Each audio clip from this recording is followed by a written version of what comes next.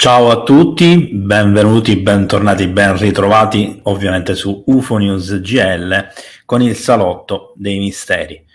Oggi per molti qui si attendeva la persona fisica presente di Pierfortunato Zanfretta, il famosissimo addotto del più famoso caso italiano a livello mondiale, ma purtroppo è stato male come l'altra volta, come avviene spesso purtroppo, ahimè, sempre più spesso e sempre più spesso può, anzi non può partecipare a conferenze e video.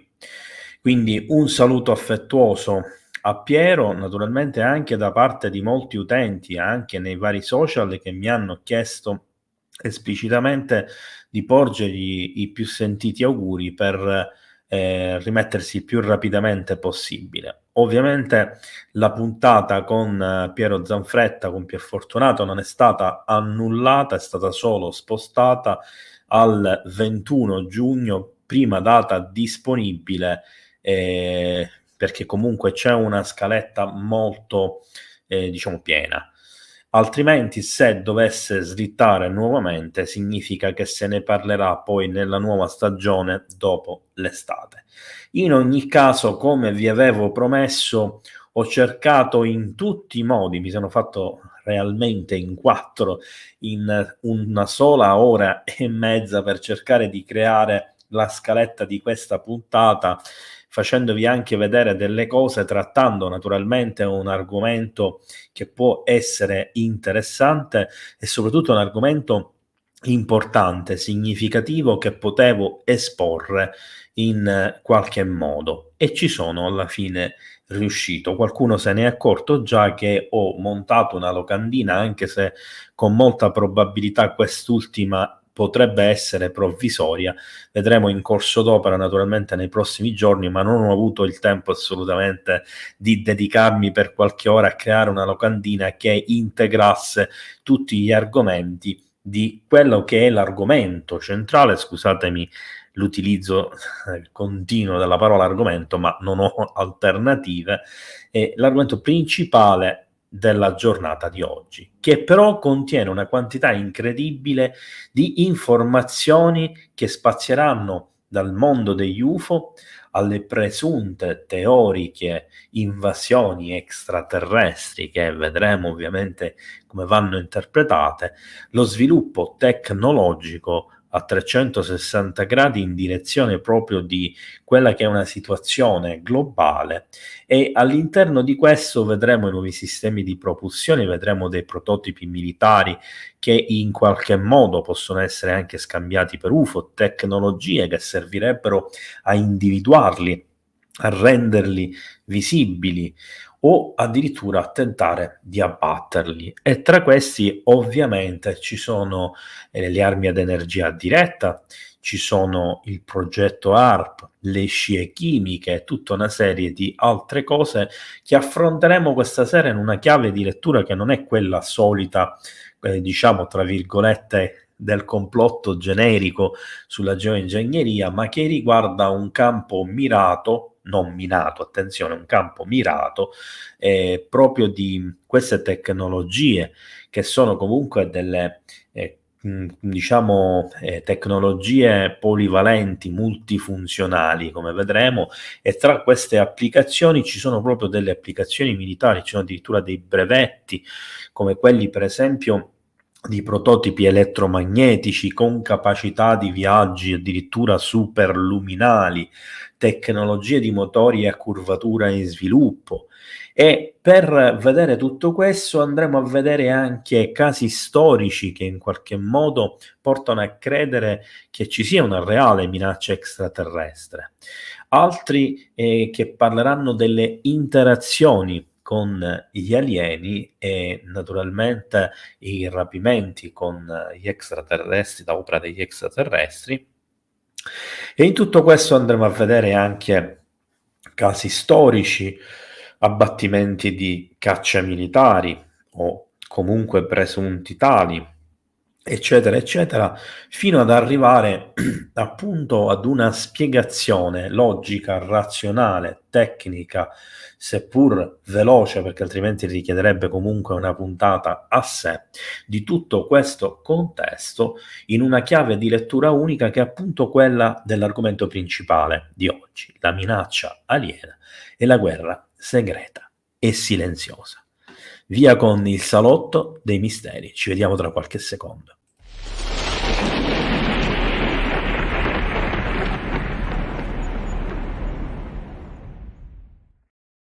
Ed eccoci qui, oggi in un salotto piuttosto solitario, qualcuno potrebbe dire, ma in realtà vi ricordo che la cosa più importante di queste live è naturalmente la vostra presenza.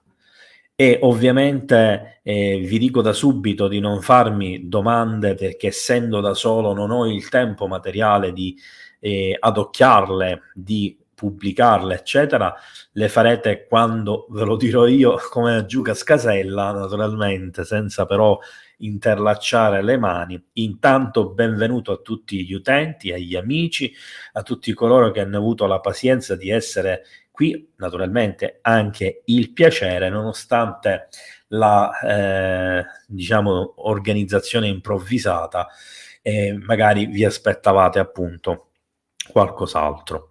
Per quanto riguarda lo studio, Giorgio, ti dico subito che è un'immagine, anche se mi piacerebbe avere uno studio così ci vogliono almeno 10.000 euro per poterlo realizzare, forse anche 20.000, e sinceramente non so se anche avendo questi soldi da spendere li spenderei in uno studio di questo tipo, ma concordo con te che è uno studio davvero interessante, anche se qualcuno ha fatto delle affermazioni sul viola che porta sfortuna, eccetera, ma io non sono superstizioso e non credo a certe stupidaggini. Bando alle ciance. Naturalmente c'è una piccolissima premessa che devo fare prima di entrare nell'argomento, che sono sicuro che questa sera interesserà davvero tante persone e non solo per voi che siete già online, ma anche per chi vedrà questo video successivamente. Per prima cosa, questo video in realtà era già in programma, doveva essere fatto probabilmente infrasettimanale nel mese di giugno e probabilmente non in una live. Mi è stato chiesto da alcuni di voi di trattare questi argomenti e quindi ho colto la palla al balzo per accontentare questo desiderio di alcuni utenti del canale, naturalmente sfruttando un argomento che ovviamente conosco bene perché altrimenti improvvisare 2-3 ore di live non sarebbe stato possibile, con del materiale che ovviamente ho dovuto rimescolare, tagliare e aggiungere, eccetera, di un PowerPoint che utilizzai alcuni anni addietro per una conferenza proprio a questo tema. E ovviamente siamo davanti a qualcosa che potrebbe non essere compreso appieno da tutti. Vedo che la mia immagine va leggermente a scatti, spero che mi sentite perfettamente, quindi mi fareste gradita cortesia se mi dite se l'audio passa bene o meno. Intanto nuovamente un caloroso benvenuto a tutti.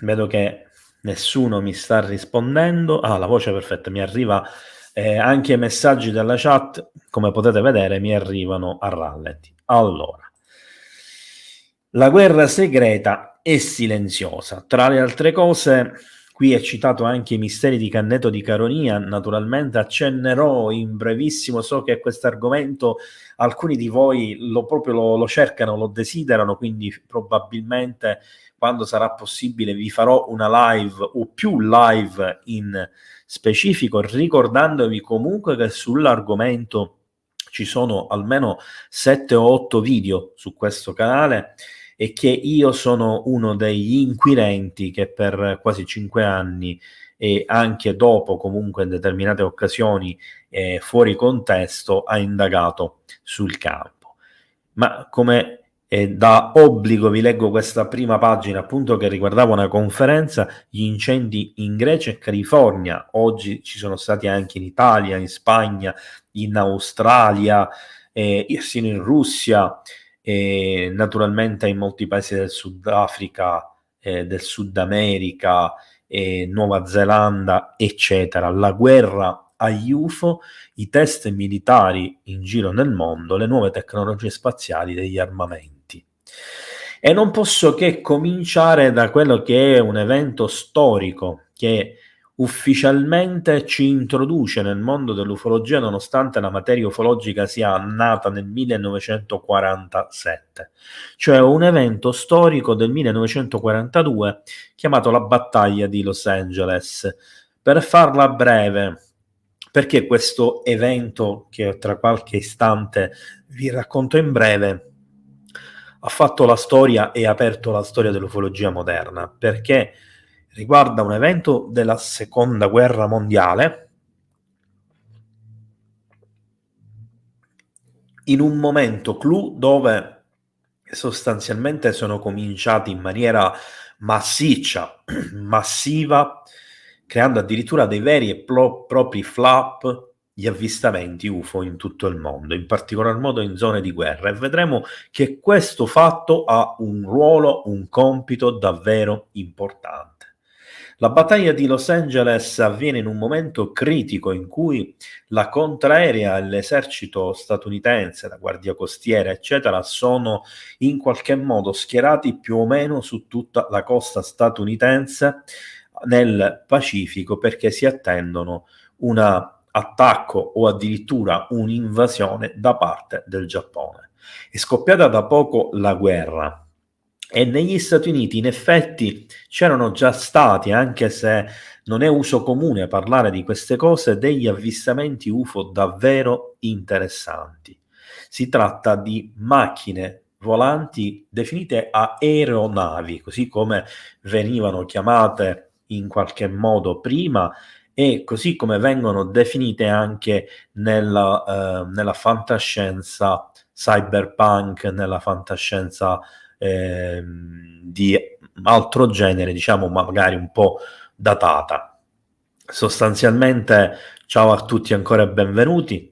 E sostanzialmente quindi la battaglia di Los Angeles vede protagonista un primo oggetto volante non identificato, che probabilmente è lì per studiare, per capire quello che sta succedendo ad una delle forze armate più imponenti, più importanti del mondo, anche se in realtà in quel momento la tecnologia, ma anche la quantità di armamenti degli Stati Uniti non è propriamente tra le più importanti e significative del mondo. Lo diventeranno da lì a breve, con uno sviluppo industriale, naturalmente tecnologico e quant'altro, che ha dell'incredibile, e con uno sforzo mostruoso che supererà quello di tutti gli altri paesi al mondo, per sviluppo appunto tecnologico, militare, eccetera. Ovviamente questo oggetto volante non identificato, passando nella zona della California, dove c'è la contraerea, dove si attende un'invasione, viene scambiato per un oggetto giapponese che sta compiendo un attacco. E questo porta la contraerea statunitense ad aprire il fuoco, porta la contraerea statunitense a colpire l'obiettivo senza alcun esito apparente. Non la voglio tirare per le lunghe, perché di argomenti da affrontare ce ne sono tanti, ma capiremo da qui subito che ci sono due cose importanti da comprendere. Uno, lo spazio aereo di qualsiasi potenza mondiale da questo momento in poi viene violato costantemente da oggetti che non si identificano, che non appartengono a nessuna nazione, che non hanno un transponder e quindi non sono soggetti a essere in qualche modo etichettati, individuati punto per punto, e spesso non sono neanche visibili ai radar. Ovviamente in quell'epoca non erano quasi mai visibili ai radar, perché erano molto meno evoluti. Il secondo punto che dobbiamo capire è che con molta probabilità, proprio per le vicende di guerra e allo stesso tempo per quella che è sicuramente una questione importante dello sviluppo tecnologico sono lì ad osservare, sono lì in qualche modo a spiare. E nella seconda guerra mondiale si evolve quello che è concretamente il mondo degli UFO con l'avvento dei faux fighter, queste luci che inseguono i cacciamilitari, i bombardieri e che spesso interagiscono addirittura con i piloti, creando degli stati di shock, degli stati confusionali o portando i piloti a fare delle manovre pericolose per via della distrazione oppure del dover evitare collisioni con questi oggetti che in realtà in alcuni casi riescono a passare attraverso gli scafi degli aerei stessi.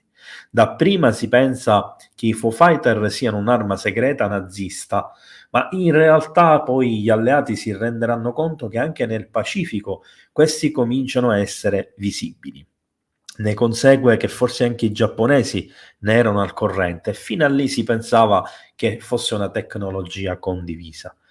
Ma alla fine della seconda guerra mondiale si resero conto che anche i rapporti dei piloti tedeschi e giapponesi parlavano di queste sfere di luci e questi dischi volanti, a volte metallici, a volte apparentemente fatti di luce o di plasma, che solcavano i cieli e disturbavano o quasi spiavano il volo dei caccia, dei bombardieri, eccetera, che andavano ad attaccare. E naturalmente in alcuni casi, anche se questo è scarsamente documentato, ci sarebbero stati degli scontri o quantomeno dei tentativi di abbattimento.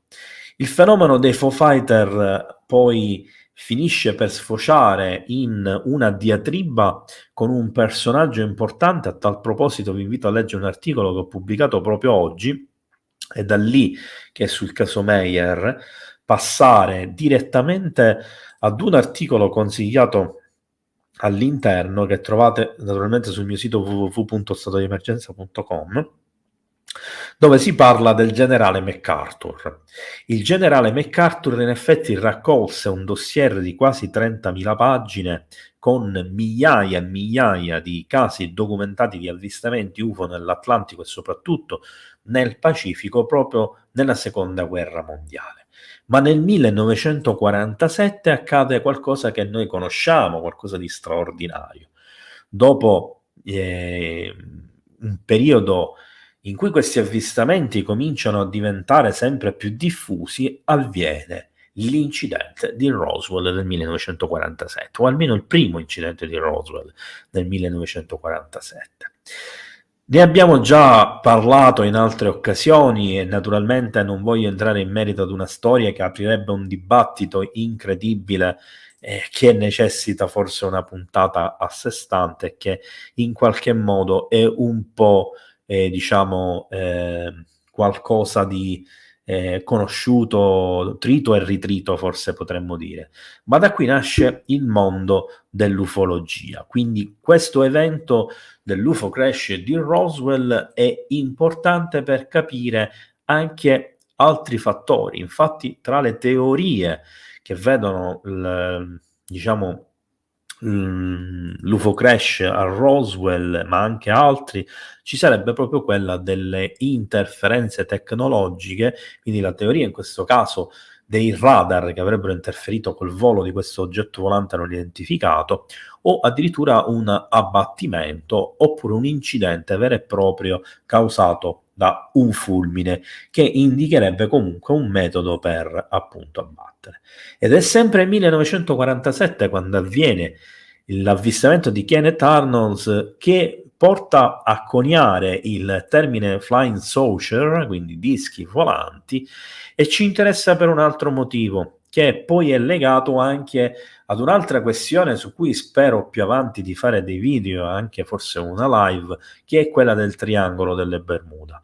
Ma mi fermo per ora a questa affermazione. Perché Kenneth Arnold avrebbe dei collegamenti col triangolo delle Bermuda e cosa c'entra nel contesto di cui stiamo parlando? Perché lui da pilota vide un intero stormo di oggetti volanti non identificati avanzati Ancora una volta quindi ci indicano che lo spazio aereo viene costantemente sorvolato e senza alcun permesso, senza alcun tipo di chiarimento, da oggetti che potrebbero essere e potrebbero rivelarsi una minaccia in presente e nel futuro.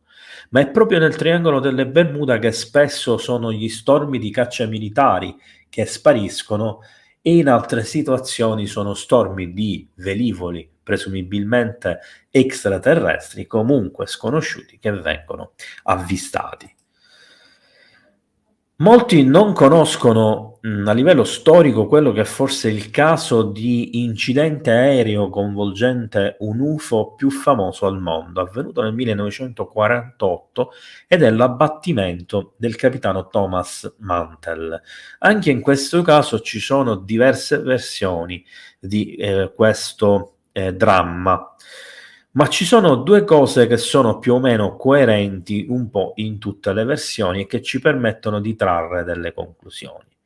La prima è che l'aereo si è letteralmente disintegrato al suolo dopo essere sceso in picchiata, avere perso il controllo, probabilmente per un danno subito da scontro. Cioè, nel tentativo di riuscire a in qualche modo abbattere l'oggetto sugli ordini dei suoi superiori, Thomas Mantel in pratica va a sbattere letteralmente durante il combattimento contro l'UFO, danneggiando il suo velivolo molto più delicato, possiamo dire, e quindi sarebbe stato egli stesso, su ordine di suoi superiori, a causare la sua morte e l'incidente. Ma non sapremo mai cosa è realmente accaduto. Sta di fatto che in volo comunque gli scontri tra aerei e oggetti volanti non identificati non sono una novità e hanno già causato danni anche ad aerei di linea, seppur di questo argomento si tenda a non parlare mai. Il flap di Washington DC del 1952 è un altro caso di quelli che segnano la storia. Infatti sopra il Campidoglio passano almeno una dozzina di oggetti volanti non identificati in una formazione più o meno geometrica, potremmo dire, che dimostrano come questi oggetti, in barba a qualsiasi radar, a qualsiasi difesa aerea, riescono a passare sullo spazio aereo più sorvegliato al mondo indisturbati, persino su uno dei palazzi governativi della nazione più potente e tecnologicamente più avanzata del pianeta. Forse è un messaggio che dobbiamo stare buoni, o forse semplicemente un'azione fatta giusto perché la si deve fare, senza prestare la giusta attenzione a chi sta qui sotto nel mondo umano e quindi all'apprensione e naturalmente alle problematiche che si possono innescare con questa tipologia di azione, che vedremo naturalmente che ha delle ripercussioni abbastanza significative. Se non conoscevate il caso di Mantel, sicuramente non conoscete neanche questo caso, perché è ovviamente molto meno famoso. L'UFO che fece sparire un velivolo con un pilota, l'F-89 Scorpion, che è questo aereo che vedete qui, nel 1953 con il pilota Felix Monja. In realtà ci sono anche qui voci discordanti, ci sono due possibilità, una in cui si sostiene che l'oggetto abbia fatto esplodere l'aereo in volo ma che non sia mai stato trovato un corpo, che potrebbe essere comunque la versione più razionale, potremmo dire, e c'è quella in cui invece sarebbe sparito il pilota con tutto l'aereo. E non è così impossibile come possa sembrare. In ogni caso si apre un mistero e si apre una pagina dell'ufologia molto scottante che molti ufologi purtroppo moderni, che in qualche modo devono portare acqua al proprio mulino perché devono far vedere esclusivamente la chiave di lettura bonaria del mondo extraterrestre pacifico, spirituale, evoluto, con una tecnologia di milioni di anni avanzata, eccetera, che vengono in pace, che vengono a risolvere tutti i nostri problemi, deresponsabilizzandoci ancora di più da quello che già facciamo giorno per giorno. E in realtà le cose non stanno propriamente così, e lo vedremo nel corso di tutta questa puntata improvvisata, ma spero che vi piacerà. Un oggetto volante non identificato fa precipitare un velivolo F-94 Starfire nel 1954, quasi uccidendo il pilota. Sono sparite stranamente le scatole nere dell'aereo che contenevano tutti ovviamente i dialoghi anche della torre di controllo, eccetera, che contenevano quindi, nel caso delle scatole nere, proprio questi dialoghi e altre informazioni. E non era una cosa così strana che in quel periodo, nel 1950-1960, i caccia militari, soprattutto statunitensi, ma non solo, un po' in tutto il mondo, avevano in qualche modo a che fare con UFO. Come potete vedere in questa immagine di destra, c'è un altro F-94 Starfire di una foto famosissima proprio, in cui si può vedere un oggetto volante non identificato che vi passa sotto a grande velocità. Ora andiamo ad un passaggio storico importante, quello del famoso patto di Greada, che qui ho sbagliato, ho scritto Grenada, va bene, scusate l'errore. Il patto di Greada, conosciuto anche come patto scellerato o patto di Holloman, vede il presidente statunitense Eisenhower proprio nella località Holloman improvvisare un incontro segreto addirittura di 6-8 ore con una delegazione extraterrestre, previa comunicazione ricevuta per il luogo pochissimo tempo prima, con alcune richieste da parte terrestre di monitorare quelle che erano le attività aliene nel nostro mondo, in particolar modo il prelievo di esseri umani che all'epoca, parliamo quindi della metà degli anni 50, sembravano essere al massimo qualche centinaio, finché la Central Intelligence Agency, quindi la CIA americana, l'FBI, cioè il Federal Bureau, e altri organismi militari e naturalmente agenzie investigative, spionistiche, eccetera, appurarono che andavano progressivamente crescendo nell'ordine di migliaia, poi decine di migliaia, fino ad arrivare a numeri incontrollabili. E quella lista che il presidente Eisenhower chiese di stilare e consegnare ciclicamente agli americani non fu più rispettata, non fu più rispettato il numero di persone che venivano prelevate. E quindi poi nel tempo il patto andò a finire male, si sciolse sostanzialmente e nacquero così anche, tra le altre cose, le Milabs. Vi invito quindi a vedere il mio video sulle Milabs che è presente tra i video del canale YouTube, dove vi spiego esattamente cosa sono. Ma per farla breve, giusto per dare un accenno, le Milabs, ci sono due teorie: quella che farebbero dei controlli sui soggetti addotti dagli alieni e che instaurerebbero un rapporto preferenziale con queste persone, di verifica, eccetera, attraverso dei microchip, degli impianti messi nei corpi umani, proprio per cercare di capire quelli che sono gli scopi extraterrestri ai soggetti rapiti. La seconda possibilità è quella invece che il governo americano o alcune fazioni del governo americano, dei militari americani, francesi e di altri paesi collaborino in qualche modo, quindi siano presenti e in alcuni casi addirittura utilizzati un po' come manovalanza in ambiente delle abduction, per compierle o da soli o anche in compagnia di extraterrestri.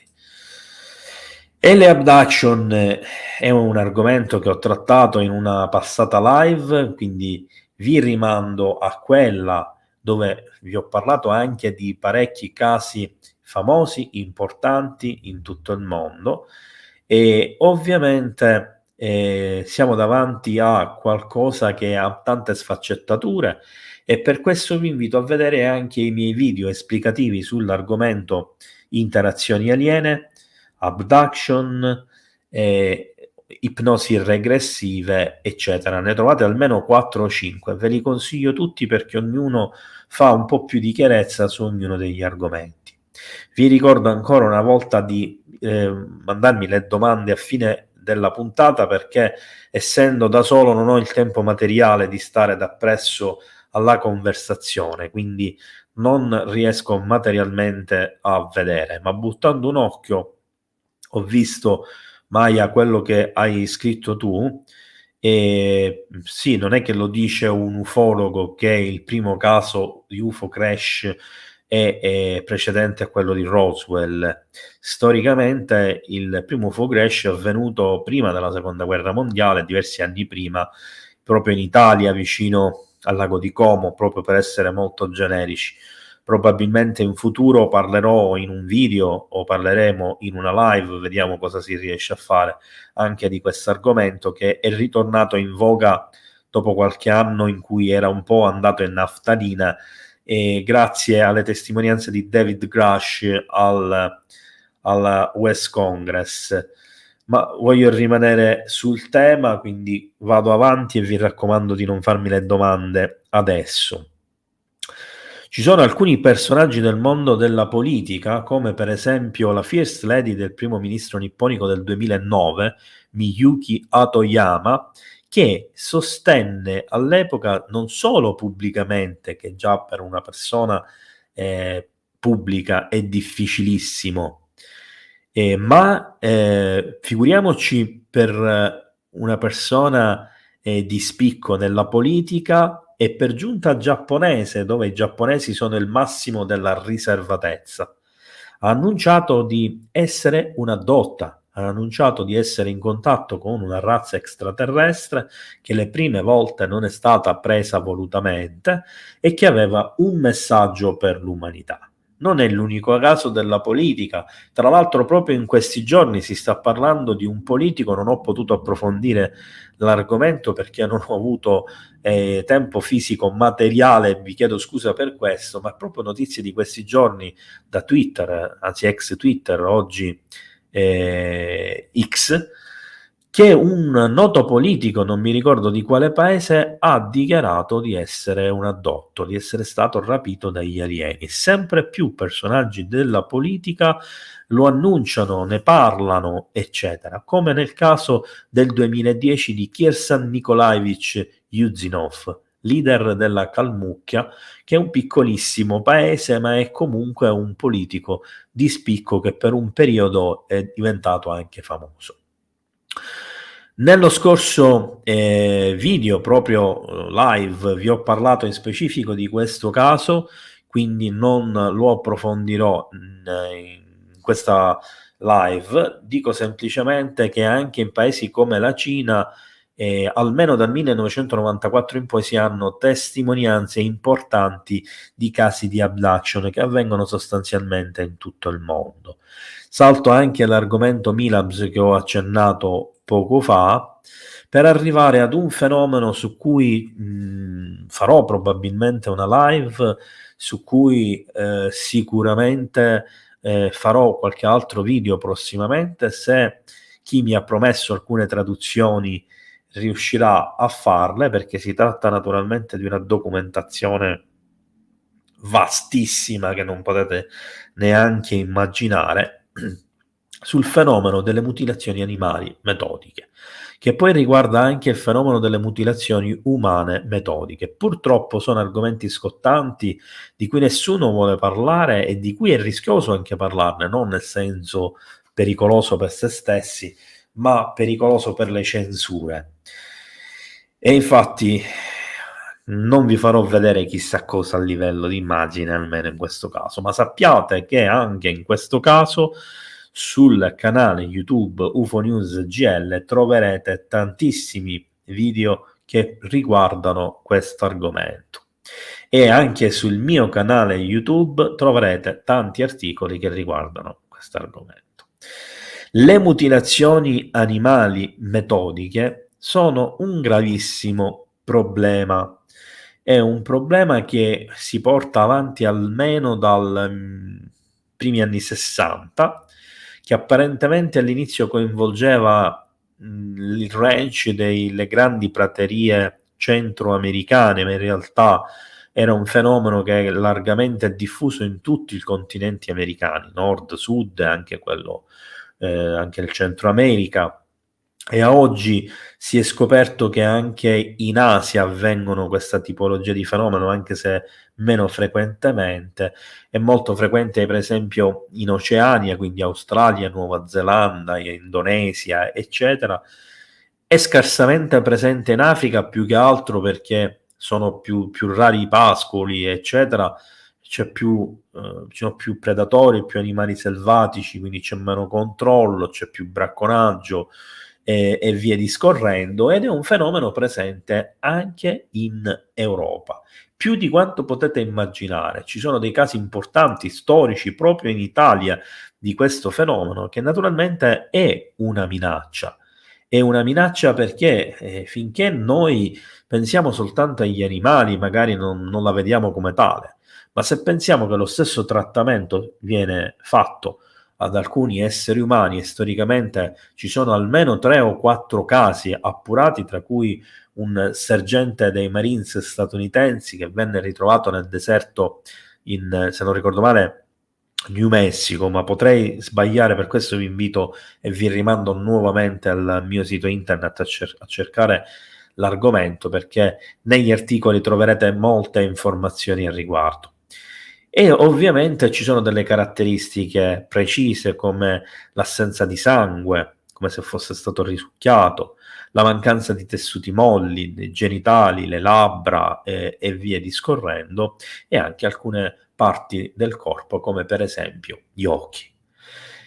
Trattamento che hanno subito misteriosamente anche alcuni individui in determinate situazioni storiche. Anche in questo caso vi rimando ad un mio articolo sul mio sito internet www.statodiemergenza.com, e su questo argomento probabilmente anche in questo caso farò un video, che è un famosissimo caso dell'epoca sovietica, in cui furono trovati tutti diciamo i giovani escursionisti di una spedizione scientifica, e vennero trovati proprio con alcune di queste caratteristiche, oltre che naturalmente surgelati nella neve e nel ghiaccio.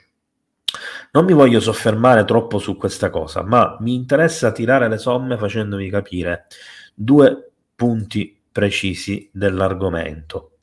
Allora, il primo è che tra le teorie, perché non è l'unica, ma tra le teorie la più gettonata, la più probabile, è proprio quella di tipo alieno, cioè che ci sarebbe almeno una, forse 2 o 3 razze extraterrestri che farebbero questo. Il perché lo farebbero non è possibile allo stato attuale capirlo, ma quello che vi posso dire è che ci sono documenti ufficiali, tra cui documenti anche di sceriffi, con tanto di testimonianze di personaggi, degli allevatori, ma anche del personale della polizia, di agenti federali, eccetera, che hanno condotto degli esperimenti nei decenni passati per cercare di capire cosa accadeva a questi capi di bestiame, facendo delle osservazioni incredibili, straordinarie, ma anche terrificanti, vedendo delle sfere di luce che andavano a prendere i capi di bestiame che erano stati marchiati con qualcosa di invisibile e fluorescente nei giorni precedenti.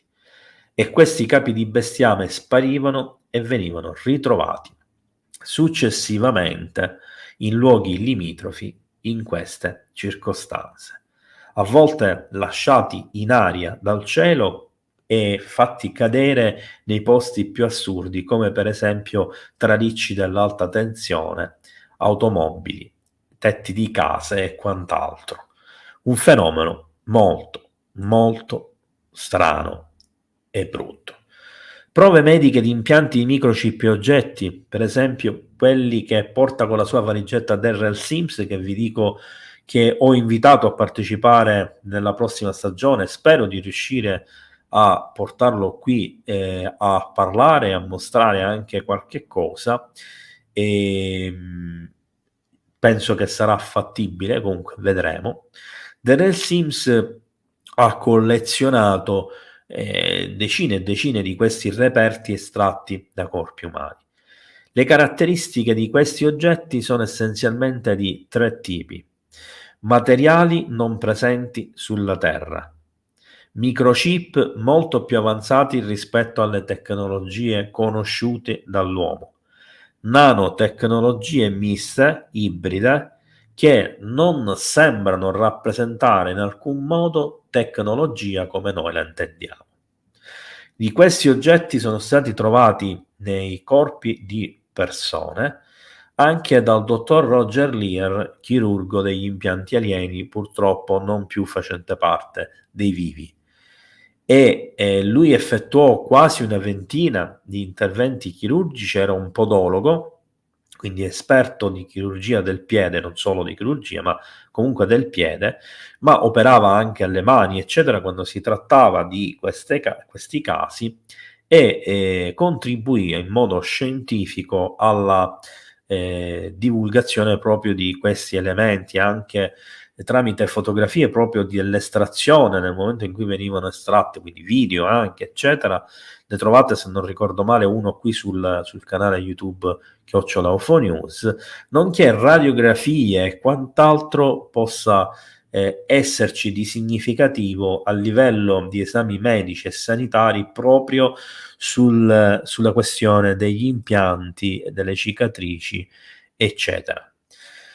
Ed era proprio Roger Lear che investigava sui presunti impianti, e a tal fine vi do una chicca. Molti non lo sanno, molti non lo hanno mai fatto, anche tra i ricercatori che si occupano delle abduction. Io in Italia sono stato uno dei primi, e non so quanti ce ne possano essere che lo fanno, ad utilizzare apparecchiature elettroniche di scansione sui soggetti addotti che potrebbero avere un impianto. Quindi Melmeter per i campi elettromagnetici, contatori Geiger per le radiazioni, termocamere per vedere appunto impianti attraverso l'immagine termica, eccetera, eccetera. Vi ho mostrato un paio di questi strumenti nella live sul paranormale, all'intervista della puntata con Pippo Ferrara, proprio perché sono strumenti che vengono utilizzati sia nell'investigazione ufologica sul campo, sia nell'investigazione paranormale sul campo. E di questi impianti ce ne sono di tutti i tipi, alcuni dei quali vi dicevo appunto sono di origine extraterrestre, perché non sono composti da materiali che si trovano in questo mondo. E in alcuni casi si tratta di materiale di meteoriti, e ovviamente è impossibile che un individuo viene colpito da un micrometeorite e neanche se ne accorge, perché ovviamente la velocità dei micrometeoriti, l'impatto, il calore, eccetera, svilupperebbero ben più di una cicatrice, un dolore incredibile, probabilmente delle fratture, delle ferite gravi, sanguinamenti, lacerazioni e quant'altro. Quindi com'è possibile che di questi oggetti vengano ritrovati costantemente all'interno di persone, soprattutto di persone che sono addotte sotto ricerca? Questa è una bella domanda che ci dobbiamo porre. Allora, domande, Mario, per favore, alla fine, perché altrimenti io perdo il filo del discorso. Sono solo questa sera, il salotto lo sto facendo con voi dei misteri, non ho un ospite, quindi non posso stare a guardare praticamente la chat, perché lo faccio in genere quando parla l'ospite, eccetera. Allora, qui abbiamo delle immagini che ci mostrano in qualche modo degli oggetti recuperati. Come vi dicevo, qua c'è un'immagine del dottor Lier che sta estraendo da un dito uno di questi oggetti, e possiamo vedere le dimensioni di questi oggetti anche vicino ad una pinzetta e ad un nanometro. E poi abbiamo degli oggetti come dei cristalli che vengono recuperati all'interno dei corpi. Abbiamo degli oggetti che sembrano delle piccole antenne, in questo caso sembra un albero di Natale rivolto verso il basso. Queste sono delle immagini famosissime. Qui abbiamo un microchip, qui abbiamo un'altra pietra recuperata dentro un corpo umano, abbiamo dei chip e degli impianti vicini alle dita. Qui abbiamo un chip in alto a destra sotto la mano, qui abbiamo altri chip nelle mani. Allora, una cosa importante, apro e chiudo una parentesi, in una delle puntate precedenti, non ricordo se è proprio quella live in cui parlavo di, diciamo, Blue Planet Project, vi ho consigliato l'acquisto di questo libro, che qualcuno tra l'altro proprio in puntata discuteva nella chat, e ovviamente all'interno di questo libro si parla anche di cicatrici proprio dei rapimenti extraterrestri. Allora faccio subito una precisazione. Quelle tavole, ci sarebbero poi queste, tratte dal libro dove si discute di questo argomento, in realtà sono ben conosciute nel mondo degli ufologi che studiano il fenomeno delle abduction, ovvero che le cicatrici sono bene o male sempre la stessa tipologia e sempre negli stessi punti. Abbiamo fondamentalmente 3-4 tipi principali di cicatrici, che sono il taglio fatto con un laser talmente perfetto che sono quasi invisibili, quelle che sembrano delle bruciature di sigaretta, quelli che sembrano 3 punti diciamo a forma di triangolo, quelle che sembrano delle irritazioni cutanee e quelli che sembrano dei veri e propri marchi o timbri. Allora, queste ultime tipologie possono essere in qualsiasi parte del corpo. Per quanto riguarda i tagli, in genere sono fatti nel sacrococcige, vicino ai capezzoli, ai lati sotto le ascelle, dietro le orecchie, a volte dietro la nuca, e a volte nell'ombelico, sull'inguine all'altezza delle ovaie per le donne e più giù per gli uomini.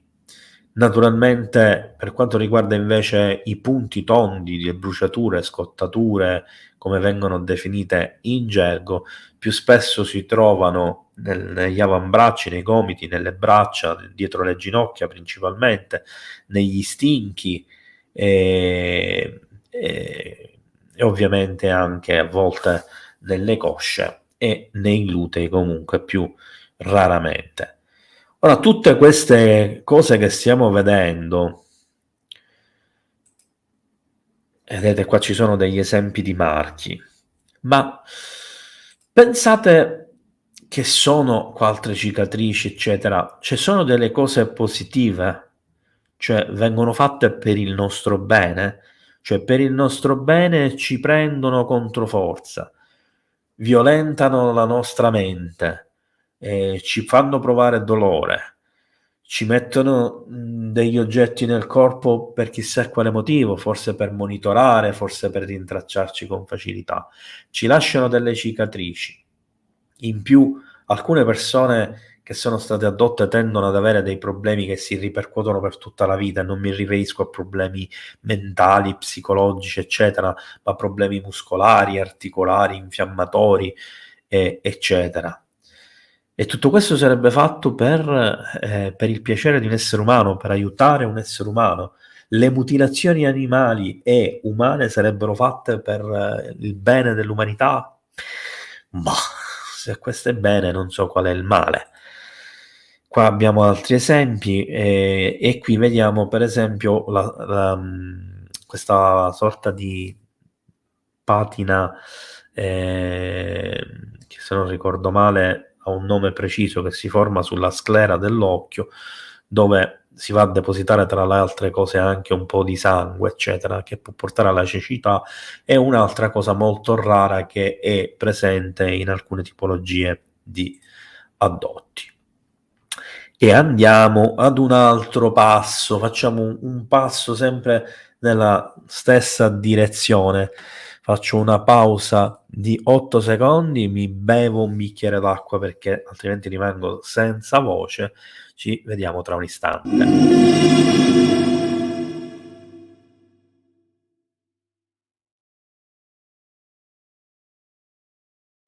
Allora, in questa illustrazione storica, che è un'illustrazione mostrata a livello ufficiale in Svezia, viene raffigurato il tentativo di abbattimento, anzi il presunto abbattimento di un UFO nel 1961 da parte di 2 caccia Saab J-29 che lo avrebbero inseguito per una sua manovra pericolosa sul territorio svedese, addirittura fino alle Svalbard, si dice, quindi isole norvegesi a nord dell'Unione Sovietica all'epoca, della Russia oggi, all'epoca comunque era Unione Sovietica. E si parla di un disco volante del diametro di 30-40 metri, molto simile a quelli nazisti della seconda guerra mondiale o a quelli pleiadiani come vengono mostrati in epoca moderna, viene abbattuto e probabilmente recuperato. Molti non si chiedono cosa è successo dopo la seconda guerra mondiale a livello industriale, ma soprattutto ingegneristico, progettuale, grazie proprio da una parte alla raccolta di informazioni e tecnologie di cui fecero sfoggio magari i tedeschi nella seconda guerra mondiale, e a ciò che fu recuperato sia prima che dopo lo scoppio della seconda guerra mondiale proprio dai luoghi degli UFO crash. Uno dei progetti oggi declassificato in gran parte, discusso ma conosciuto da pochissime persone, nonostante in rete ci siano addirittura video che hanno fatto milioni e milioni di visualizzazioni, è il progetto Silverbug. Silverbug sta per baco d'argento.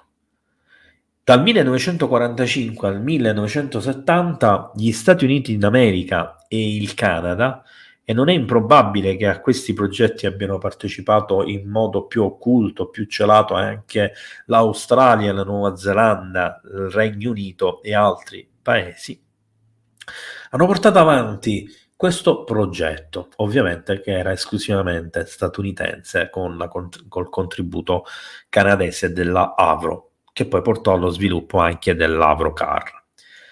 Il Project Silverbug è un progetto che prevedeva la costruzione di una serie di velivoli straordinari di forma discoidale con propulsioni avanzate che a oggi non abbiamo ancora visto, almeno per quanto concerne la questione bellica. Ora, in alcuni di questi progetti vediamo dei veri e propri dischi volanti, in altri progetti, come questo in basso, vediamo delle vere e proprie astronavi, come le si possono intendere da un punto di vista fantascientifico. Nella fattispecie il progetto importantissimo aveva un nome, vediamo se poi me lo riesco a ricordare, tra l'altro non ricordo se c'è una diapositiva in cui lo mostro. Questi sono tutte pagine declassificate del progetto Silverbug di vari prototipi per uso militare. Questo è l'Avrocar. Eccolo qua, ok, perfetto. Allora, qui abbiamo il Lenticular Rotary Vehicle, questo che vediamo in basso, che è il progetto che abbiamo visto in precedenza. Come dice la dicitura, si tratta di veicolo per il rientro lenticolare, cioè che significa che il velivolo ha una forma lenticolare ed è un veicolo che sta in altissima atmosfera, sta in orbita e può rientrare dall'orbita, cioè significa praticamente un velivolo che per i nostri canoni sarebbe straordinario, un po' come uno shuttle, ma in questo caso molto più grande, armato, quindi un veicolo da guerra. E in effetti si trattava di un bombardiere strategico extra atmosferico che avrebbe creato una situazione straordinaria, possiamo dire, di vantaggio da parte americana con l'Unione Sovietica. Quello che vediamo qui tutto attorno, vi faccio vedere un attimo l'immagine piena così non è cambiato assolutamente nulla. Allora, tutto attorno vediamo queste immagini, tra cui una all'interno del museo, una in volo, anzi due in volo, una sulla pista. L'LVR, Lenticular Retrieve Vehicle, era un progetto USAF di un disco volante divisibile in due parti, che volò realmente per un paio di anni, fece pochissimi voli, poi ufficialmente fu messo in naftalina anche questo progetto perché non sembrava essere utile avanzare a livello di capacità tecnologiche, allo stesso tempo era costoso, eccetera, eccetera. In pratica era un disco volante che andava nell'atmosfera, si metteva in orbita e una sua parte si poteva sganciare con il pilota e poteva rientrare lasciando il disco in orbita. Ovvio che naturalmente c'erano delle possibilità di riutilizzo, di riandarlo a recuperare, di riportare personale, eccetera, ma manca questo passaggio. Questo è l'XB Valkyria che abbiamo visto nella puntata insieme a Massimo Cirami, in cui abbiamo parlato di basi militari, in particolar modo nella puntata appunto in cui abbiamo parlato pure dell'area 51. L'XB-A Valkyria ve lo sto mostrando perché è un aereo degli anni 60 con delle capacità straordinarie persino per i velivoli di oggi, e veniva chiamato anche astronave madre perché il suo step successivo era quello di mettere in orbita degli oggetti probabilmente lenticolari. Facciamo un salto ad un'altra cosa. Abbiamo parlato quindi fino adesso di abduction, abbiamo parlato di mutilazioni animali, abbiamo parlato di UFO abbattuti o di tentativi di abbattimento di UFO. Abbiamo parlato di scontri aerei, abbattimenti di caccia militari, inseguimenti di UFO, eccetera, eccetera. Abbiamo quindi parlato dei microchip, degli impianti alieni, delle cicatrici, delle sperimentazioni, anche se indirette, sugli esseri umani, e tutta una serie di cose che effettivamente sono una minaccia aliena. Non sulla carta, lo sono davvero. Adesso è giunto il momento di voltare un attimo pagina e andare a vedere quelli che sono alcuni casi che in qualche modo provano che ci sono state delle effettive situazioni drammatiche sugli esseri umani, non propriamente casi singoli, ma casi molto più eclatanti, come quello degli attacchi di Colares in Brasile del 1977 dei famosi Chupa Chupa. Recentemente mandato qui sul canale UFOnews GL un video che vi invito a vedere se ve lo siete persi, che riguarda proprio un approfondimento sul caso di Colares e il progetto segreto, il progetto Prato, che portò avanti le investigazioni e le indagini su questi mesi, circa 3, anche se poi gli eventi furono in qualche modo spalmati anche per 2 o 3 anni, seppur in modo meno presente, che coinvolsero quasi 300 cittadini della zona appunto di Colares. Ci fu un morto, ci furono centinaia di feriti proprio da questi Chupa Chupa.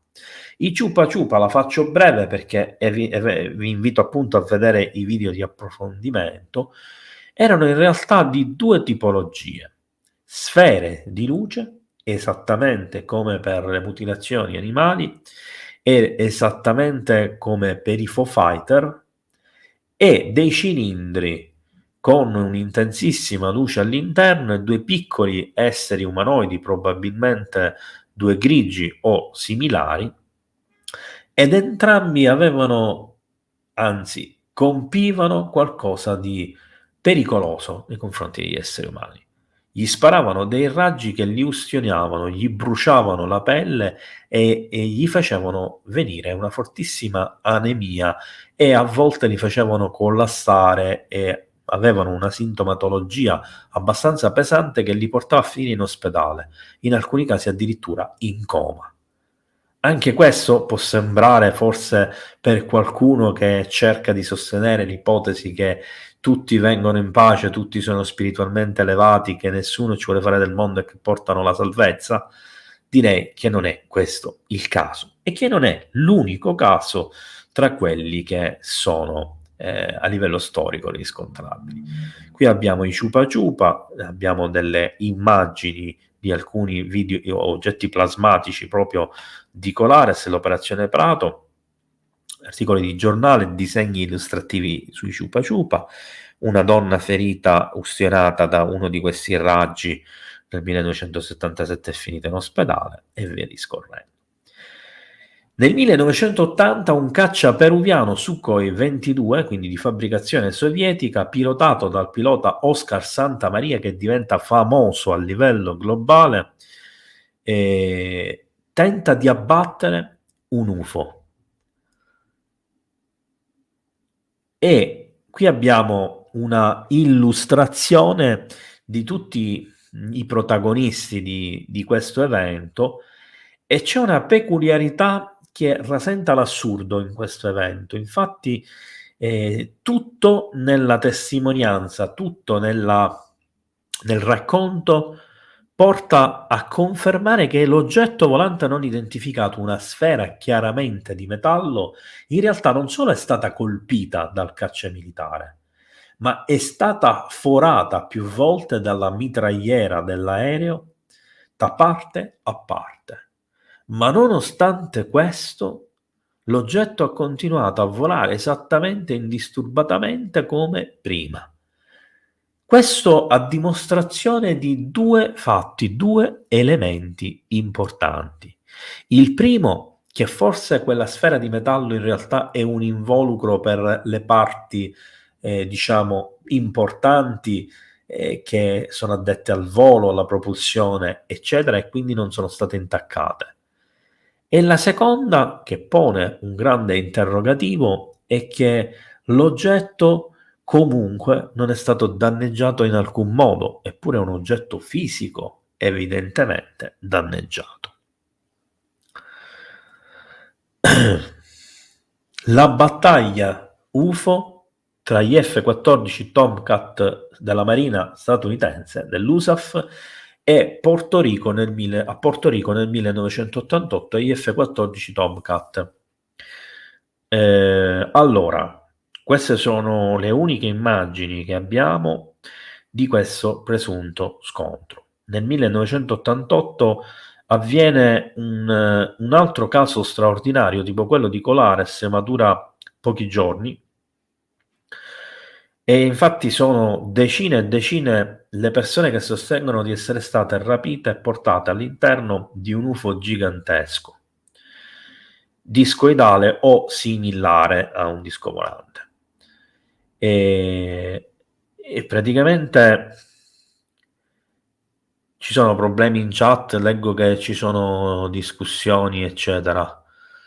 Se c'è qualche problema scrivetemelo che prendo provvedimenti. Allora, dicevo, e c'è un caso famosissimo di cui trovate un video proprio qui sul canale UFO News, cercando Porto Rico lo trovate, che è il caso Amun-Re, cioè di una persona insieme ad altre 16, se non ricordo male, che furono rapite e si ritrovarono all'interno appunto di questo disco volante tutte insieme. Mentre accadeva tutto questo, sempre a Porto Rico ci fu un evento straordinario. Centinaia di persone videro un disco volante che stazionava sopra l'isola portoricana e due caccia F-14 Tomcat, all'epoca fiore all'occhiello dell'US Navy, per intenderci il caccia pilotato da Tom Cruise nel primo film di Top Gun, dove praticamente tentano l'ingaggio. Probabilmente hanno avuto incarico, come nel caso Mantel, di tentare di abbattere l'oggetto che si trova in uno spazio aereo amico in una zona dove la flotta americana si sta esercitando. Quindi, considerato ostile, considerato un pericolo, finiscono per scomparire letteralmente entrambi i caccia, uno per uno sotto gli occhi di centinaia di testimoni che riescono a scattare queste 6 fotografie. Sembra che i due caccia, nel momento in cui tentano l'attacco o comunque una manovra di attacco nei confronti dell'UFO, vengono proprio smaterializzati.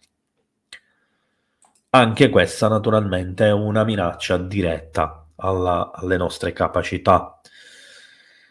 Ma uno dei casi più eclatanti, di cui trovate tra l'altro il documentario della Rai proprio qui sul canale UFO News se cercate il caso del Belgio, il caso del flap del Belgio, nel 1990, praticamente per circa 3-4 mesi, decine, per non dire forse anche centinaia di oggetti volanti non identificati compiono delle manovre pericolosissime e azzardate nei confronti degli esseri umani. Nella fattispecie sia dal fronte, quindi dal lato sovietico, sia dal fronte lato NATO. All'epoca c'era, vi ricordo, per chi magari è più grande forse se lo ricorda, il patto di Varsavia che si contrapponeva alla NATO. Dietro la NATO c'erano sempre gli Stati Uniti, dietro il patto di Varsavia c'era l'Unione Sovietica. Questa linea invalicabile dove chi la valicava rischiava di fare scoppiare la terza guerra mondiale era la Germania Ovest a scendere, diciamo, fino all'Italia, mentre tutta l'Europa dell'Est, quindi Polonia, Estonia, Lituania, Lettonia e Bielorussia, la Romania, la Bulgaria, l'Ungheria, la Repubblica Cecoslovacca, che all'epoca era ancora tutta unica, facevano parte o dell'Unione Sovietica o del blocco sovietico come patto di Varsavia. Quando un oggetto quindi passava il confine, veniva identificato. Se questa identificazione non avveniva, non solo era un oggetto non identificato, ma faceva scattare l'allarme che avrebbe potuto portare allo scoppio della terza guerra mondiale. E questo tipo di fenomeno è avvenuto tantissime volte. Tantissime volte gli UFO nel Belgio ci hanno portato sulla soglia della guerra nucleare.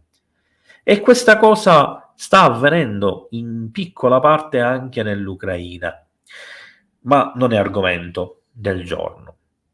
Al di là delle fotografie del Belgio, che ad oggi sono ancora oggetto di discussione, anche se ufficialmente 2 degli scatti sarebbero falsi, quello più famoso per intenderci, quello che vi sto mostrando, io comunque qualche dubbio ce l'ho ancora. In realtà gli avvistamenti erano reali, si parla di almeno 20.000 testimoni nei 3 mesi, 2.000 dei quali sotto giuramento tra poliziotti, polizia militare, piloti, personale delle basi, eccetera eccetera. Allora siamo davanti quindi a qualcosa di pericolosissimo per l'umanità, e infatti si alzavano costantemente in volo i caccia per identificare questi oggetti che puntualmente poi sparivano, ma il rischio c'era.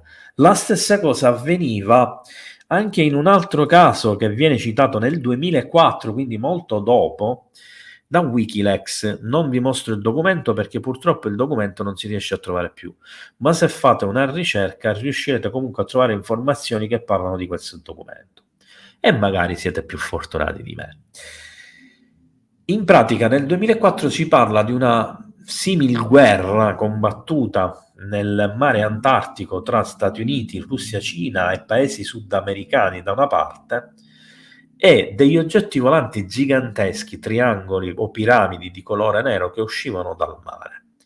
Non per compiere delle azioni offensive, ma perché col loro fare assolutamente strafottente hanno in più occasioni rischiato il ribaltamento e la distruzione di navi militari, ma anche traghetti civili argentini e cileni. Perché con il loro modo di fare, uscendo dal mare, provocando dei veri e propri tsunami, hanno quasi affondato delle navi, con tutti i passeggeri di sopra. In un caso addirittura si parlava di un traghetto con quasi 3.000 passeggeri, quindi con quasi 3.000 testimoni. Ovviamente il tutto è stato insabbiato, tirato fuori da Wikileaks e sappiamo che fine ha fatto Wikileaks con il suo principale testimone. Ma andiamo avanti. Questi sono 3 estratti da un video in cui si vede un UFO discoidale che passa ad altissima velocità dietro un caccia. Se non ricordo male si tratta di un F-22 Raptor, cioè un fiore all'occhiello dell'aviazione statunitense, e praticamente ci dimostra come questi oggetti volano nei nostri cieli indisturbati anche in modo ravvicinato e pericoloso sia ai cacciamilitari che agli aerei civili. Piccolo passo di storia. L'incontro tra Reagan e Gorbaciov che avvia lo START 1, START 2 e START 3. Cosa erano?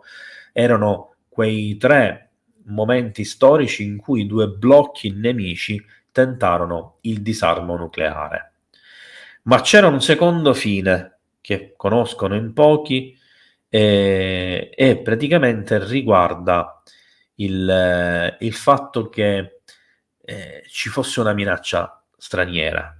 Ronald Reagan ne parlò almeno in 2 casi e quindi di conseguenza, se non ricordo male, tra l'altro trovate entrambi i discorsi, sia quello fatto all'università sia quello fatto all'ONU, di Ronald Reagan proprio sul canale UFO News, con la traduzione ovviamente in italiano, e vi invito a sentirli perché è molto interessante se non li avete mai sentiti. E questo dava uno slancio allo step successivo, almeno da parte statunitense.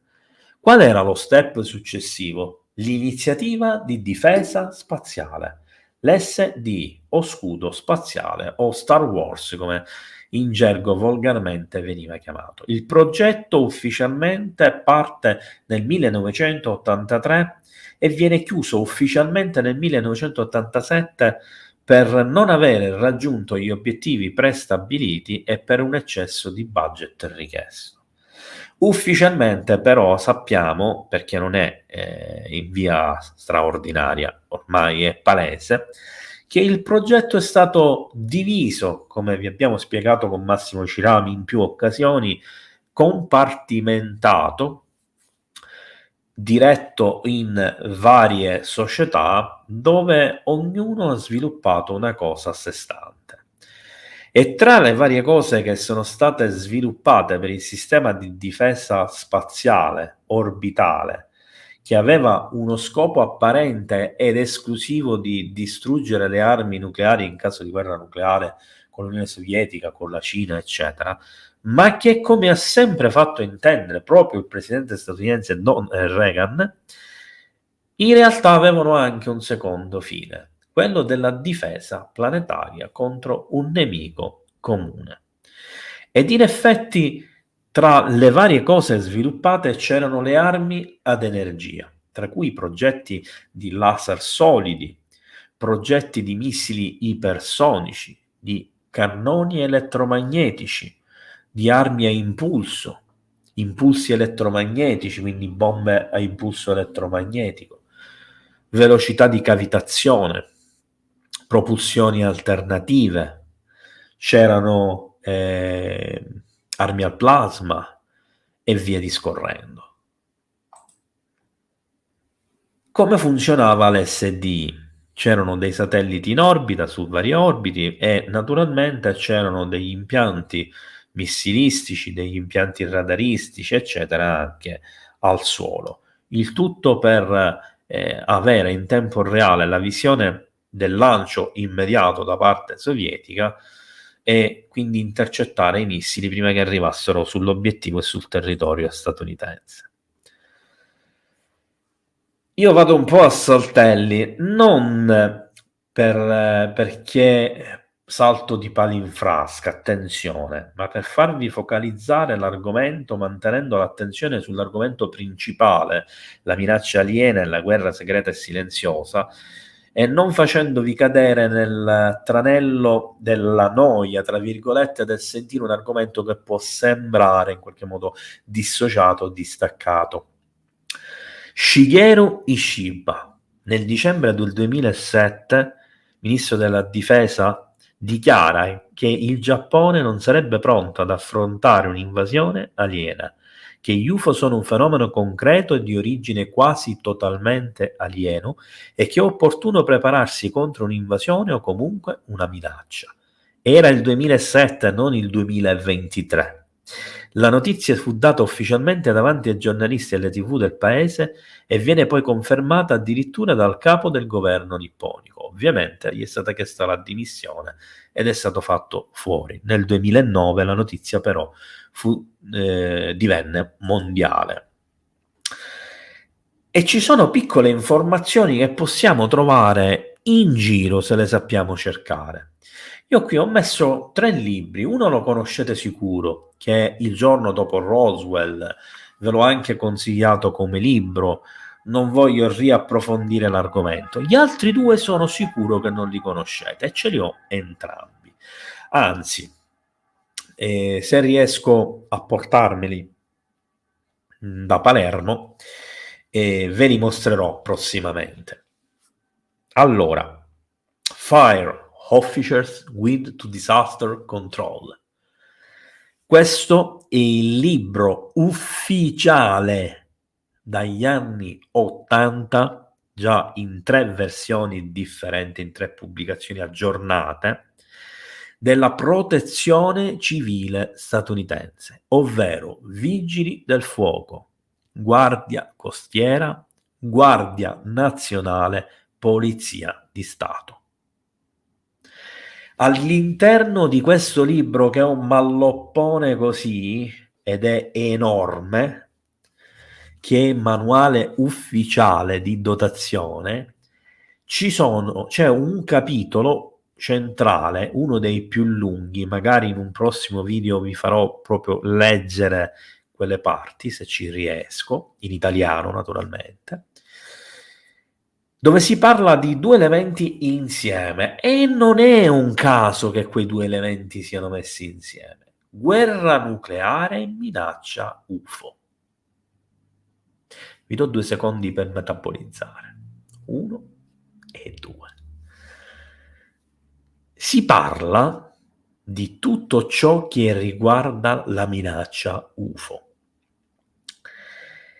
Si parla di shock subiti dalle persone rapite, di persone trovate anche nude per strada, eccetera, cicatrici, impianti, si parla di UFO che si portano via l'energia elettrica in intere zone facendo dei blackout, che fanno andare in tilt le apparecchiature degli aerei, degli elicotteri, il radar, i sensori, eccetera. Quindi una vera e propria minaccia, anche se magari è indiretta, nei confronti della popolazione che subisce queste cose.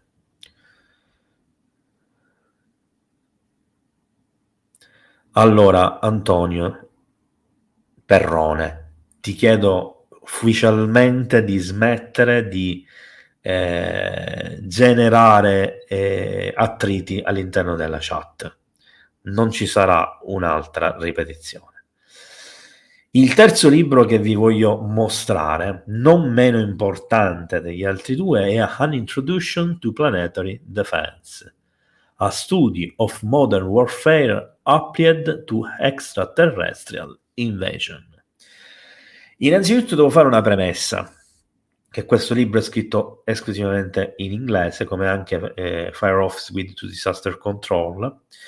È stato scritto da 4 o 5 scienziati statunitensi, tutti docenti universitari, ed è stato richiesto dal Pentagono. Cioè, mi spiego meglio. Qualche anno fa il Pentagono ha commissionato agli scienziati, se non ricordo male, della Harvard University, ma non sono sicuro sulla quale università sia, uno studio in cui si chiede di applicare gli studi militari strategici, tattici a livello globale, ma in particolar modo quelli statunitensi, su invasioni, combattimenti, sviluppo tecnologico e quant'altro, ad un'eventuale emergenza e minaccia extraterrestre. Non stiamo parlando di una cosa fatta in via teorica, stiamo parlando di una richiesta formale finanziata dal Pentagono a dei docenti universitari per sviluppare ed elaborare delle ipotesi di studio su un fenomeno specifico di rischio, fornendo ovviamente dei margini, con lo studio dell'utilizzo di ciò che noi disponiamo per contrastare quella tecnologia, quell'attacco presunto, eccetera. Non immaginate nemmeno il contenuto di questo libro, è pazzesco. È ovviamente tragico, perché non finirebbe bene, anche se c'è sempre un barlume di speranza alla fine. Una brevissima pausa di 8 secondi, ragazzi, perché altrimenti io non parlo più, così bevo e ci vediamo tra un istante.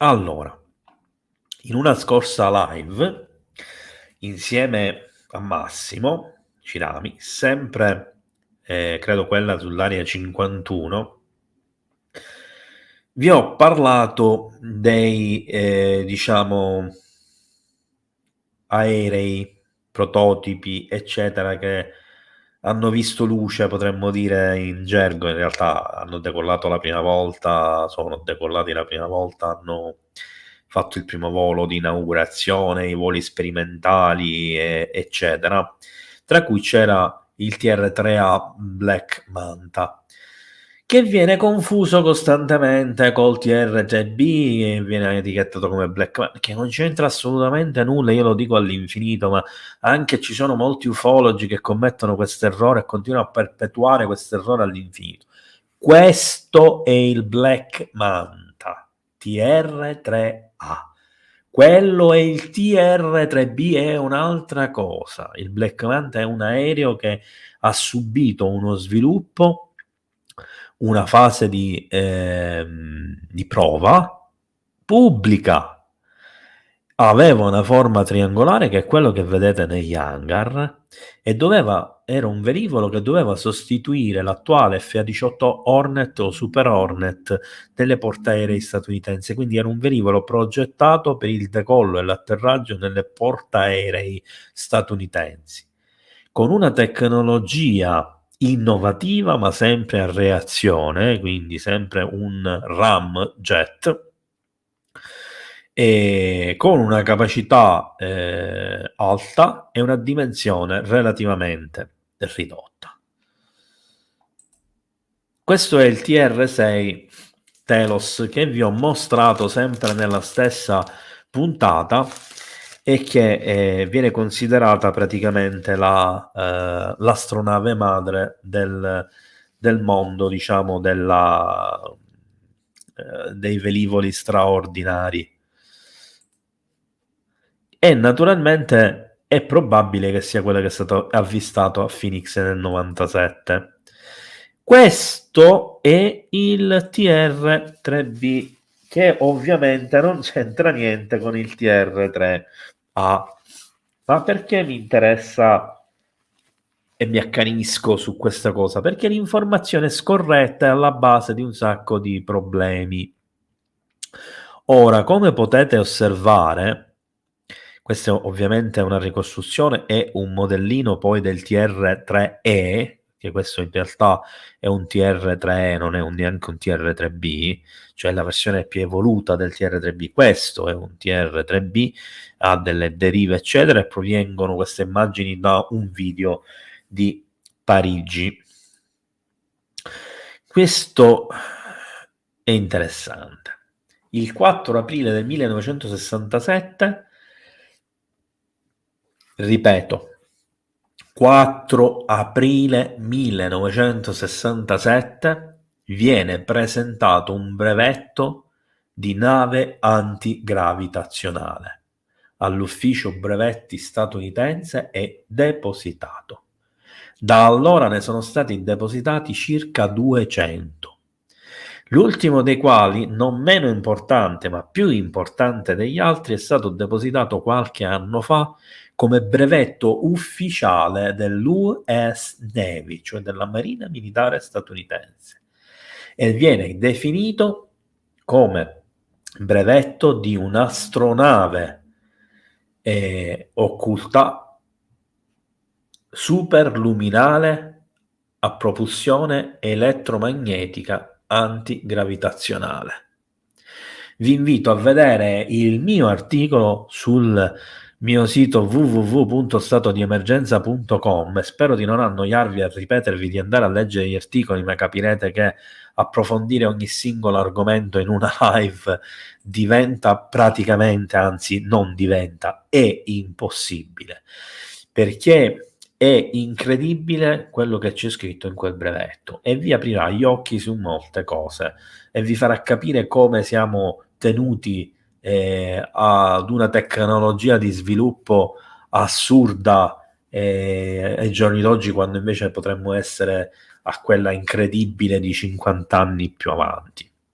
E ne parlo tra l'altro anche in uno dei libri in cui ho partecipato alla stesura insieme ai scienziati e ingegneri che vi ho consigliato e presentato in altre puntate. Un altro progetto incredibile, che tra l'altro spesso viene scambiato per un UFO, è il progetto Falcon, che in realtà è durato soltanto 2-3 anni, se non ricordo male. E i due dispositivi in realtà hanno fatto una brutta fine, sono precipitati, se non ricordo male, rispettivamente uno nell'Oceano Atlantico Pacifico e uno nell'Oceano Indiano. In realtà però il progetto è molto probabile che è andato avanti ed in nuova fase. La controparte del progetto Falcon è il V14 cinese, perché ancora è convinto che la Cina è indietro, che tecnologicamente ha tecnologia scadente, materiali scadenti, sviluppo tecnologico retrogrado, tutte stupidaggini proprio nella maniera più assoluta, perché il 90% dei materiali raffinati per le tecnologie più avanzate vengono dalla Cina, perché la tecnologia cinese ormai clona qualsiasi altra cosa e con gli stessi materiali a costi diminuiti del 90%, perché prendendo tecnologia da tutti ha imparato a svilupparne una propria, pigliando il meglio dalle tecnologie degli altri e utilizzando i propri materiali che vende anche agli altri, eccetera, eccetera. Ed infatti, insieme alla Russia, sono i due paesi più avanti a livello delle tecnologie ipersoniche, sia dei velivoli che della missilistica. E addirittura c'è un altro progetto cinese di cui non si sa assolutamente quasi nulla, lo U-71. Il progetto 4202, che è il numero del brevetto militare del progetto cinese, dove si parla di un'astronave madre con un veicolo da rientro atmosferico, quello che vedete sopra che sembra un piccolo shuttle, per intenderci. E si parla di un aereo, di un veicolo per persone che può raggiungere quasi i 12.000 km/h e ha una quota di crociera di 80.000 metri. Questo è un altro progetto straordinario che non se lo caga nessuno, scusate la parola, è un progetto straordinario britannico, quindi europeo.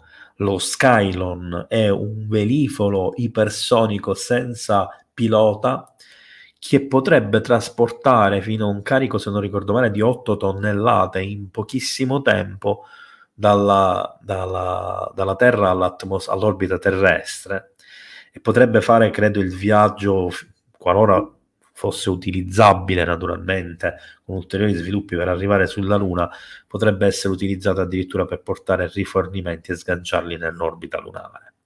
Ma questo ovviamente è uno step al quale ancora ufficialmente non siamo arrivati. Allora, i missili ipersonici, la faccio breve perché magari la cosa degli armamenti può non interessare a tutti, eccetera. E allora, il BrahMos e lo Zircon sono due della miriade di missili ipersonici che vengono creati in tutto il mondo e sono tra i più letali, tra l'altro entrambi di fabbricazione russa, uno dei quali creato in concomitanza, in joint venture si dice come termine tecnico, con gli indiani. E questo è un progetto X-43 che è della NASA, forse insieme all'USAF, di aeromissile ipersonico, che spesso viene scambiato per il progetto Aurora, che non c'entra niente. Dietro questo progetto dell'X-43 però c'è un'importante tecnologia che per i nostri canoni è avveniristica, cioè lo scramjet, non ramjet che è l'aereo a reazione normale, lo scramjet. Lo scramjet che vediamo in questi schemi è un ibrido tra una sorta di aereo a reazione e un aereo a vento, che fa un po' ridere così. In realtà, per chi ha un po' di dimestichezza con le questioni legate ai Vimana, saprà benissimo che proprio nei testi come il Vaimanika Shastra spesso si parla di velivoli che volavano velocissimi grazie al vento, grazie a dei sistemi di aspirazione ed espulsione dell'aria, eccetera. Lo scramjet praticamente in qualche modo imita queste tecnologie e cattura attraverso un propulsore a reazione normale, cioè un ramjet, per poi incanalare in un determinato modo, inutile che vi sto a spiegare tecnicamente il processo, e l'accelerazione che ne consegue è molto superiore a quella di un normale aereo a reazione. Se parliamo di un aereo a reazione nei casi più sfrenati come del Blackbird è arrivato a 3600 km/h, i velivoli scramjet si parla che potrebbero arrivare con un essere umano anche a 6.000 km/h, forse 7.000 km/h, e senza pilota addirittura a 13.000 km/h, esattamente come avviene per le tecnologie ipersoniche degli altri paesi. Un'altra cosa aerospaziale importante è l'X-37B, che tra l'altro, ve l'ho già detto in più occasioni, sarò ripetitivo, ma è importante dirlo, ha quasi causato un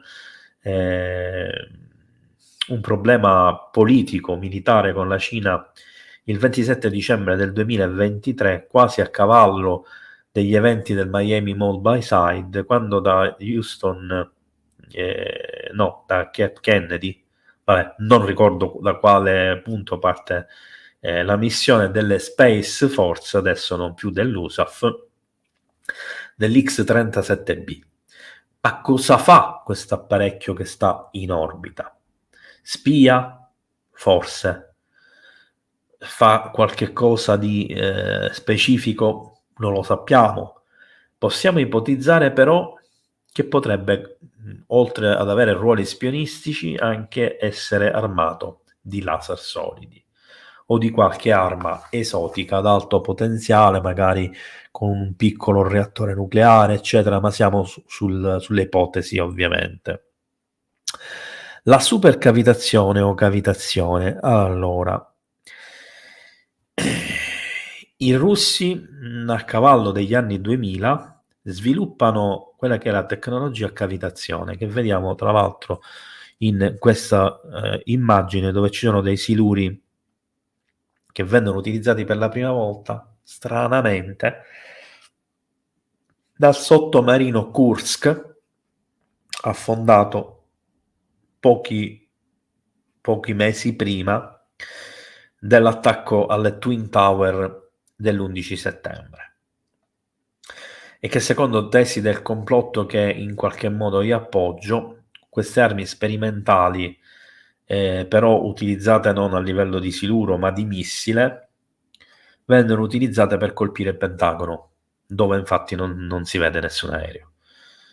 E qui abbiamo gli schemi del come funzionerebbe la cavitazione e la supercavitazione. Ve la faccio brevissima. In pratica è una tecnologia che crea una bolla d'aria intorno all'oggetto, un po' quello che vediamo in alcuni recenti razzi vettori che vengono a volare nei cieli di alcuni paesi come Cina, Russia e soprattutto negli Stati Uniti. E questa bolla d'aria, diminuendo al massimo l'attrito con le particelle che stanno intorno al siluro in acqua e ovviamente al missile in aria, ne aumentano le prestazioni e le capacità fino anche a 10-15 volte. Quindi passiamo da un siluro che normalmente nei casi più significativi tecnologicamente andava a 64-67 nodi, arriviamo a quasi 300 nodi. Un missile che normalmente poteva volare a 5.000 km orari potrebbe arrivare anche a 30.000 km orari. Ma andiamo avanti.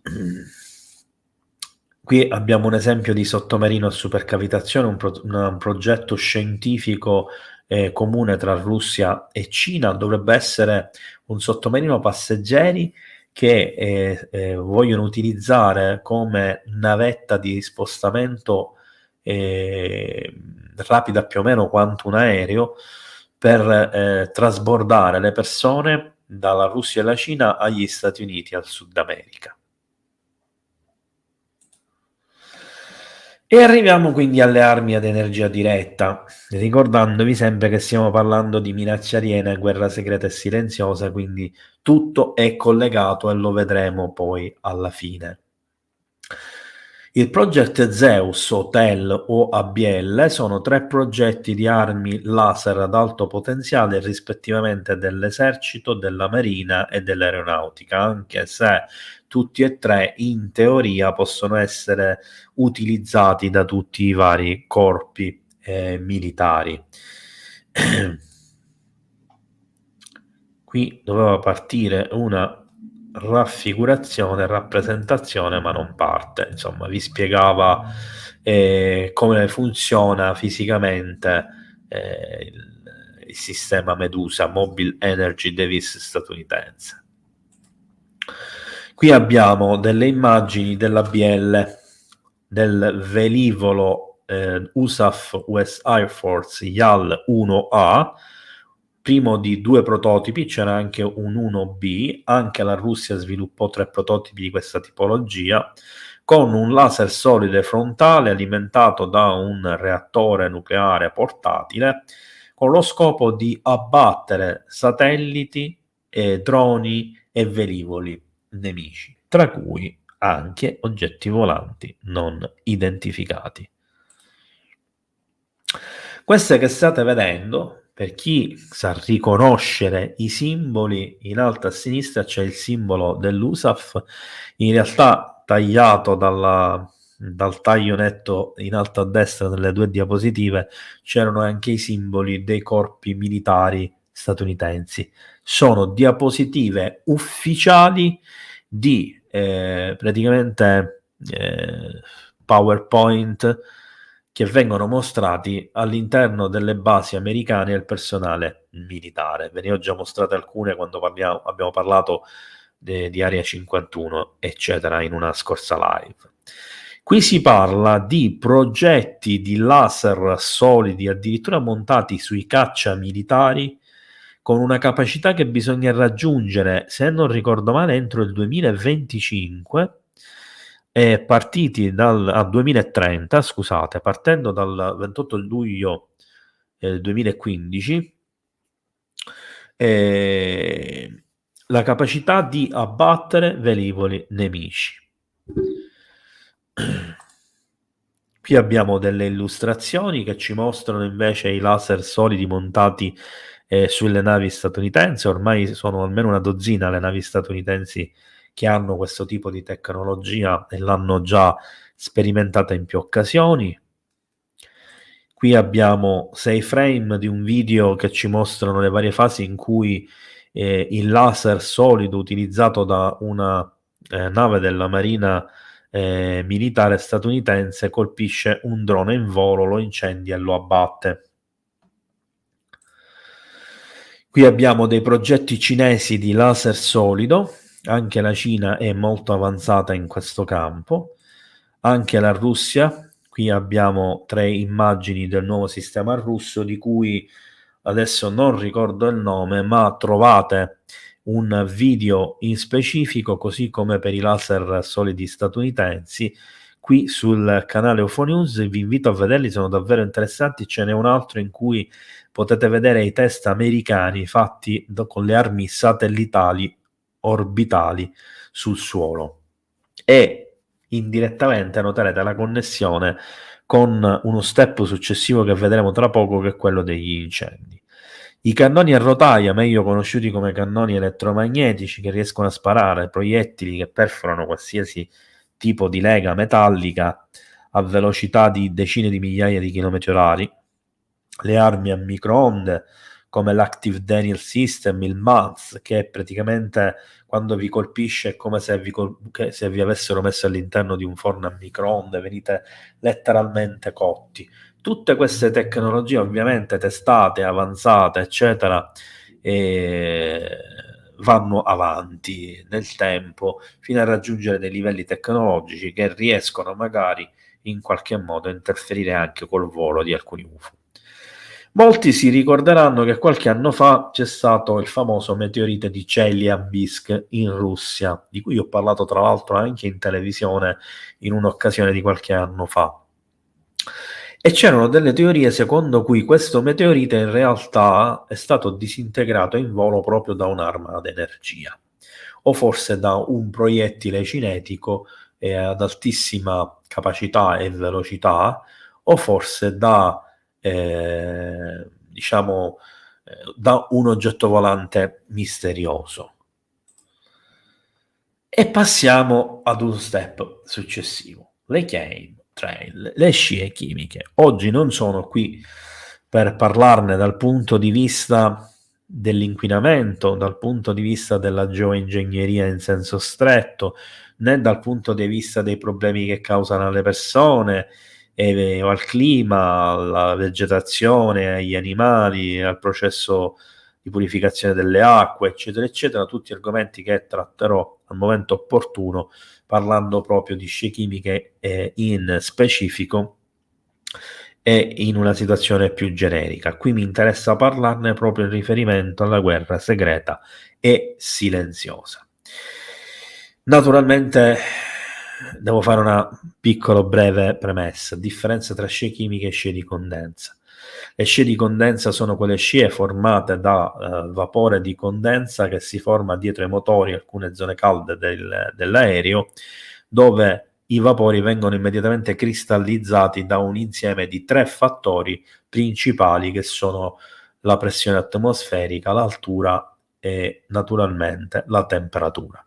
I cristalli di ghiaccio si manifestano come una scia breve che naturalmente per attrito, vista la velocità, per i differenziali di temperatura, calore eccetera, venendo a mancare quelle condizioni, man mano va dissolvendosi e scendendo, perde anche la consistenza bianca dei cristalli e si va dissolvendo rapidamente. Al contrario, con le scie chimiche abbiamo delle scie persistenti anche ore e ore, che tendono ad allargarsi a formare un reticolo, delle foschie, delle nebbioline e quant'altro, e che hanno degli scopi precisi. Tra i tanti scopi, come ho detto proprio all'inizio di questa live, ce ne sono alcuni che sono quelli delle armi polivalenti, delle armi multifunzionali. Le scie chimiche hanno diverse proprietà, fatemi passare questo termine, tra cui anche quella di formare un reticolo di metalli pesanti che renderebbero maggiormente visibili gli oggetti volanti non identificati, sia all'occhio umano sia in radar. Quindi potremmo dire che le scie chimiche potrebbero essere un'arma che viene utilizzata per individuare il traffico aereo ufologico irregolare. La geoingegneria, vabbè, lasciamo perdere, perché se no ci perdiamo in questa discussione. Comunque ci sono dei brevetti e altre prove dell'esistenza delle scie chimiche, al contrario di quello che molti continuano ad ostinarsi a dire, soprattutto persone che non ci credono e devono per forza fare valere la propria credenza rispetto ai fatti. Ci sono fino al 1988-89, se non ricordo male, si parla di circa 150 brevetti di scie chimiche, naturalmente ce ne sono altri, e tra questi ci sono brevetti anche della Central Intelligence Agency, dell'esercito americano, dell'USAF, eccetera, eccetera. In questa immagine vediamo delle cisterne, dei contenitori all'interno di un velivolo cargo statunitense, dove abbiamo un numero di brevetto, non è chiarissimo in questa fotografia, che se lo andiamo a cercare nell'ufficio brevetti corrisponde a un brevetto di scie chimiche proprio della Central Intelligence Agency, aperta e chiusa questa parentesi. Dicevo che ci sono molte applicazioni militari all'uso delle scie chimiche, tra queste per esempio lo SHAF, che è questo tipico rilascio di flare, questi razzi che servono ad attirare i missili nemici e a creare delle cortine di fumo. Allora, abbiamo anche un miglioramento della propria capacità di comunicazione, abbiamo un peggioramento della capacità di comunicazione nemica, ovviamente abbiamo tutte quelle cose che vengono fatte a livello meteorologico, climatico, financo le tempeste di fulmini, in concomitanza magari con l'utilizzo della tecnologia HARP, col fine di creare tutta una serie di questioni particolari. E quindi la guerra elettronica. Se qualcuno poi vuole saperne di più, ve lo spiegherò. E non mi voglio però dilungare adesso in questo momento della live.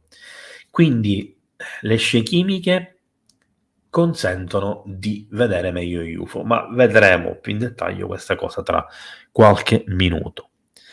Queste sono 4 immagini dove è possibile vedere degli UFO nelle 2 immagini di sopra che stanno rilasciando una scia chimica, tra l'altro anche molto più dense rispetto a quelle che normalmente vengono rilasciate dagli aerei. Ora, molti sostengono, davanti a queste immagini, che ci sono gli UFEtti che ogni tanto, così una volta ogni 10.000, si pigliano la briga di cancellare la scia rilasciata da un aereo per togliere le sostanze nocive per l'uomo dai cieli. Ma se fosse così, ci sarebbe un UFO davanti ad ogni scia chimica o ci sarebbe una flotta di UFO che impedirebbe la cosa.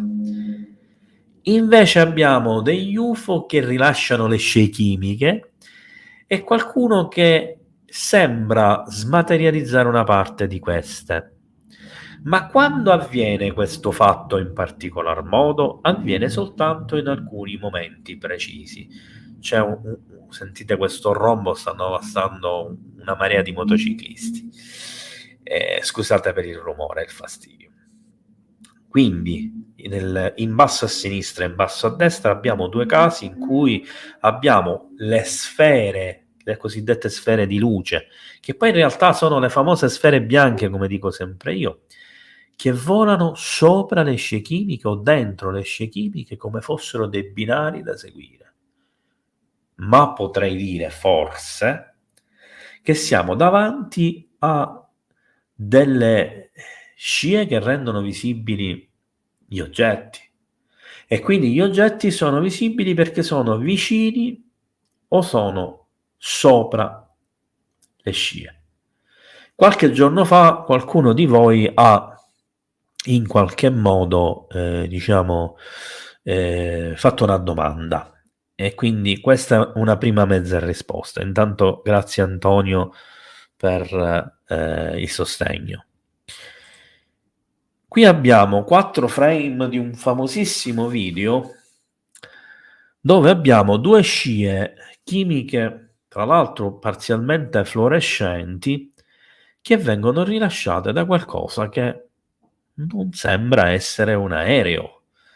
Al contrario, sembra un gruppo di 4 oggetti sferici, di cui uno poi ad un certo punto in fasi alterne si accende e diventa rosso.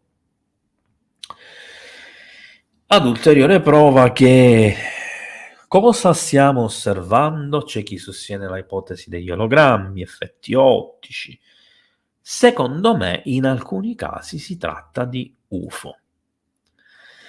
Quando parliamo di scie chimiche, ritorno a parlare nuovamente delle scie chimiche, molti non sanno che persino la NASA, che ha negato l'esistenza delle scie chimiche, che ha coniato il termine scia di condensa proprio per sopperire alla difficoltà generatasi dopo i primi esperimenti in Canada dei primi anni '80 con le scie chimiche, ovviamente in uno step successivo, perché il primo step è venuto nella seconda guerra mondiale, poi ce n'è stato uno nella guerra del Vietnam, eccetera, ma non posso approfondire questi argomenti oggi.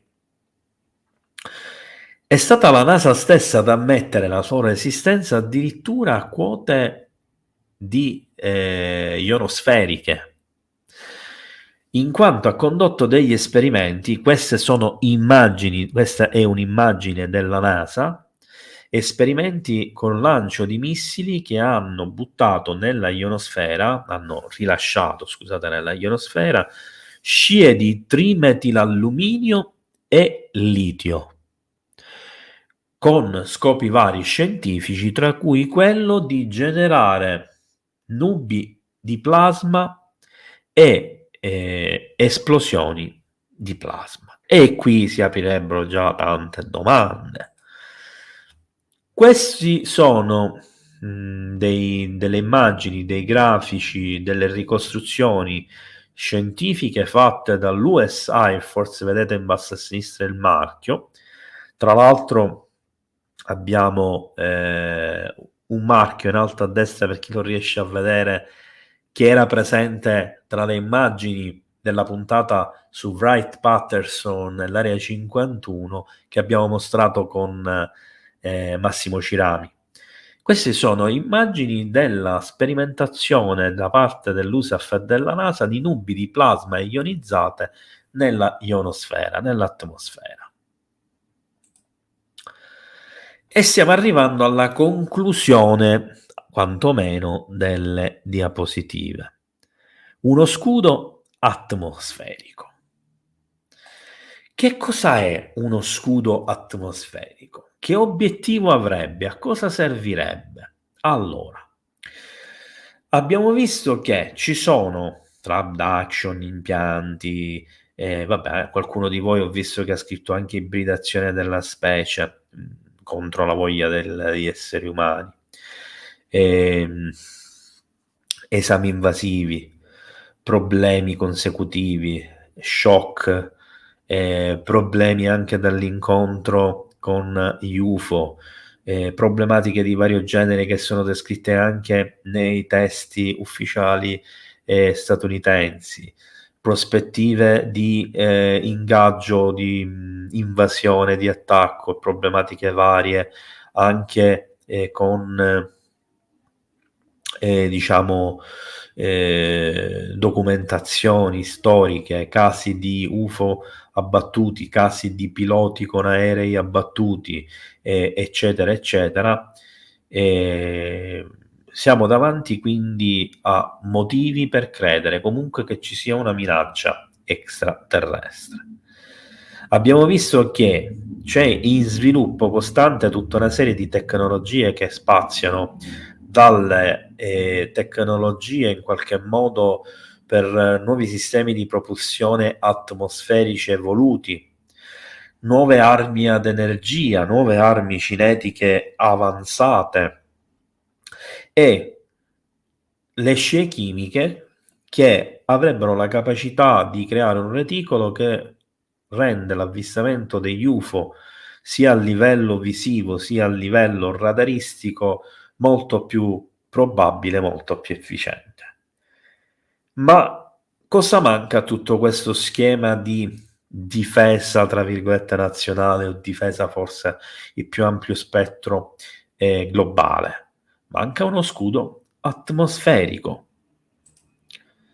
Ed ecco che entra in gioco il progetto HARP, che guarda caso fu finanziato, richiesto e portato avanti dal senatore Reid, che era anche uno dei 10 senatori a conoscenza dei segreti sugli UFO.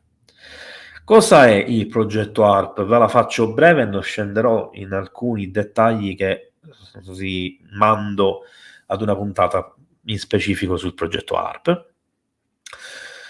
Allora, HARP è un progetto ufficialmente portato avanti per lo studio delle aurore boreali. Di fatto, invece, secondo le teorie dei vari stabilimenti di HARP, che sarebbero circa 25 in tutto il mondo, solo nel Nord America, cioè anzi in Alaska, scusatemi, dovrebbero essere 8 o 9 se non ricordo male.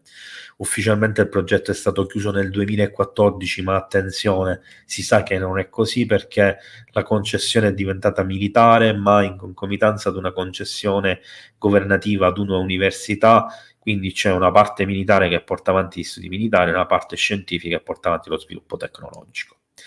Però il progetto si chiamerà in altri modi, non è più di dominio pubblico, tutto quello che vogliamo, ma ci è sicuramente ed è compartimentato.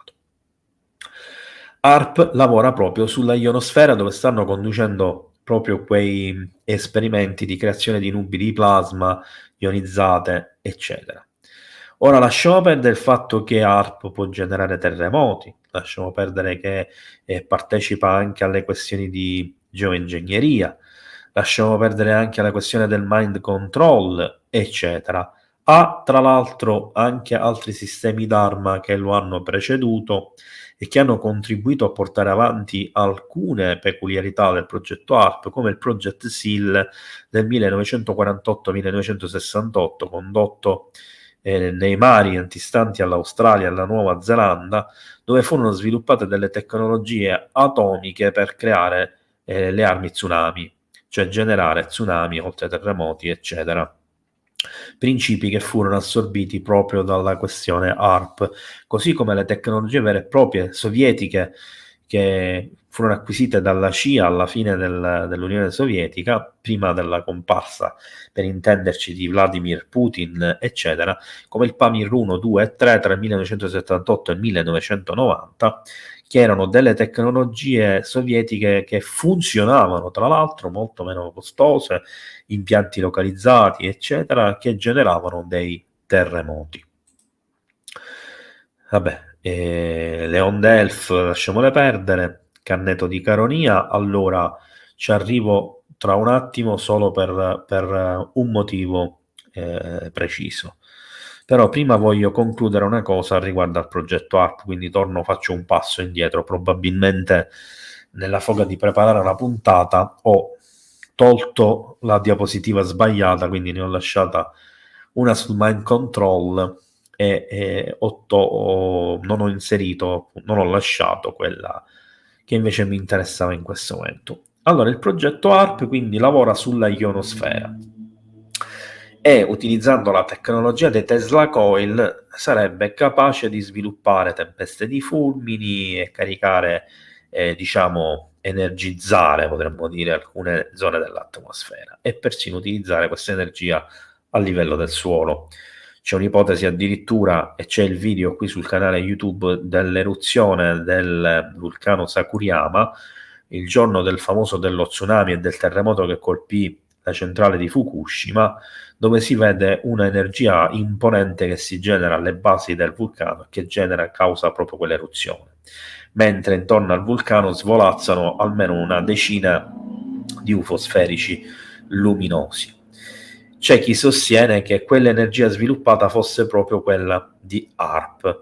In ogni caso siamo davanti quindi a una cosa molto importante, perché questa tecnologia avrebbe la possibilità di infiammare proprio quelle nubi ionizzate, ma soprattutto le nubi di plasma all'interno della ionosfera, distruggendo di fatto un oggetto che vi sta transitando al suo interno, anche un oggetto volante non identificato. E parliamo di temperatura di migliaia di gradi, perché parliamo di circa 2200 gradi, 2500 gradi, deflagrazioni sufficientemente devastanti, eccetera. Inoltre, formare un reticolo, quindi in una parte molto più alta dell'atmosfera, che fa riscaldare, se non li distrugge comunque li fa surriscaldare gli oggetti ancora di più che come un normale passaggio atmosferico, giusto per fare degli esempi. Quando una missione spaziale rientra, no? Le capsule vengono avvolte dalle fiamme che raggiungono migliaia di gradi. Questo sarebbe ancora superiore nel caso di nubi di plasma, soprattutto se incendiate. E questo rende più visibili gli oggetti che vi passano all'interno. Quindi abbiamo uno scudo che rende visibile, in alcuni casi addirittura potrebbe anche distruggere degli oggetti in transito all'interno della ionosfera, e le scie chimiche che permettono di rendere visibili gli oggetti persino invisibili all'occhio umano e ai radar, parlando di UFO. Come vedete, cominciano a tornare i vari tasselli. Cosa c'entra Canneto di Caronia con tutto questo? C'entra perché a Canneto di Caronia furono testati tutta una serie di armamenti, del tipo armamenti come i laser solidi, micro laser solidi, tra l'altro lo garantisco io, capaci di fare dei fori precisissimi a distanze precisissime di 1, 2, 3 millimetri, a tubi in metallo contenenti acqua, armi a microonde che riuscivano a fondere le forme di formaggio surgelate dentro il freezer, o a fare scoppiare le uova all'interno di un frigorifero, o che fondevano praticamente cisterne in materiali che fondono a 700 gradi, pieni d'acqua tra l'altro, fondevano per esempio tubi metallici che fondono a 800-900 gradi, mentre non fondeva il PVC che fonde a 620-680 gradi. E di queste cose ve ne potrei raccontare un'infinità, ma lo farò quando parlerò di Canneto di Caronia. Naturalmente a Canneto di Caronia c'era un fenomeno UFO importantissimo. Solo negli 8 anni della prima e seconda ondata di avvistamenti e fenomeni si verificarono circa 240 avvistamenti documentati con fotografie, filmati, depositati e poi scomparsi, sequestrati, eccetera, eccetera. Tra questi c'è questa famosa immagine che vedete a destra, di 2 dischi volanti che sorvolavano le isole Eolie, ed è una fotografia scattata da una vedetta della Guardia Costiera italiana. La foto in alto a sinistra di un oggetto volante vicino all'isola di Stromboli nello stesso periodo, e la foto in basso a sinistra dove si vede il famoso disco volante, tra l'altro di piccole dimensioni, forse 2 metri, di colore nero, che colpì il rotore del famoso elicottero della Protezione Civile, costretto a fare un atterraggio di emergenza perché stava precipitando dopo che era stato urtato dall'UFO. C'erano i famosi incendi delle case, c'erano strani spiaggiamenti che avvenivano durante gli eventi, e questa tipologia di eventi avvennero anche per un determinato periodo di tempo a Bitlis in Turchia, a Casalini in Puglia, a Sanremo in Liguria e in altre località, se non ricordo male anche in Grecia, e alcune volte avvengono anche nella galleria di Tre Monzelli, sempre in Sicilia, dove sostanzialmente ci sono anche degli straordinari fenomeni elettromagnetici, e i veicoli tendono a spegnersi e a non ripartire più in casi specifici, ma con una causa ancora non individuata. In alcuni casi prendono anche fuoco in maniera violenta. Tutto questo per arrivare naturalmente all'uso delle armi ad energia a più ampio spettro, cioè test in grande scala, strani incidenti che avvengono in giro per tutto il mondo. E per chi dice ma cosa c'entra? C'entra tutto. Allora, le armi ad energia satellitari che sono state chiaramente utilizzate in eventi come gli incendi della California, della Grecia, dell'Australia, della Spagna, anche in Italia, eccetera, selettivi, cioè che colpivano dei bersagli singoli, come possiamo vedere per esempio nella foto in alto a sinistra, in California, dove colpivano una macchina sì e una no, una sì, tre no, una sì, una no, eccetera, eccetera. Cioè sceglievano quale macchina bruciare e quale macchina non bruciare. Ma hanno fatto lo stesso anche con le case, bruciando le case e non bruciando la vegetazione che vi si trovava tutto intorno. E su questo vi lascio a riflettere. Ci sono poi altre caratteristiche di questi incendi che sono anomale e riscontrabili come risultato di uso di armi ad alta energia, come gli alberi che bruciano dall'interno, cosa che accadeva con le piante nel sottosuolo, addirittura nelle radici, anche a Canneto di Caronia. La liquefazione dei metalli, di alcuni metalli, cosa che normalmente non avviene con degli incendi tradizionali. E come possiamo vedere, case che bruciano dall'interno ma non intaccano la vegetazione circostante, nonostante le altissime temperature raggiunte. Macchine fuse senza apparenti segni di incendio tutto intorno, ma l'incendio ha devastato poi tutto attorno. È sempre la solita fusione che trasforma il metallo che sembra mercurio. Questa a sinistra è fantastica, stiamo parlando di un furgone che è stato bruciato come se fosse stato colpito da un cannone laser larghissimo che gli ha lasciato il segno della bruciatura della circonferenza. E qui in mezzo ho introdotto un'immagine a trabocchietto. Infatti l'immagine in basso a destra si tratta di un esperimento condotto un anno prima della guerra del Golfo, cioè del 1989, poiché nel 1990 ci fu la prima guerra nel Golfo. E come possiamo vedere, si tratta dello stesso tipo di combustione ed è un esperimento proprio di un'arma ad energia diretta su un veicolo. Vedete il progresso che è stato fatto. Questi sono 3 frame presi dai video che non vi mostro perché già mi hanno cancellato un account su TikTok per questo mesi addietro, dove praticamente i bersagli selezionati non toccano tutto quello che è di colore blu, ovvero l'uso di un laser blu. Queste immagini parlano da sole, cioè si tratta di un'arma selettiva.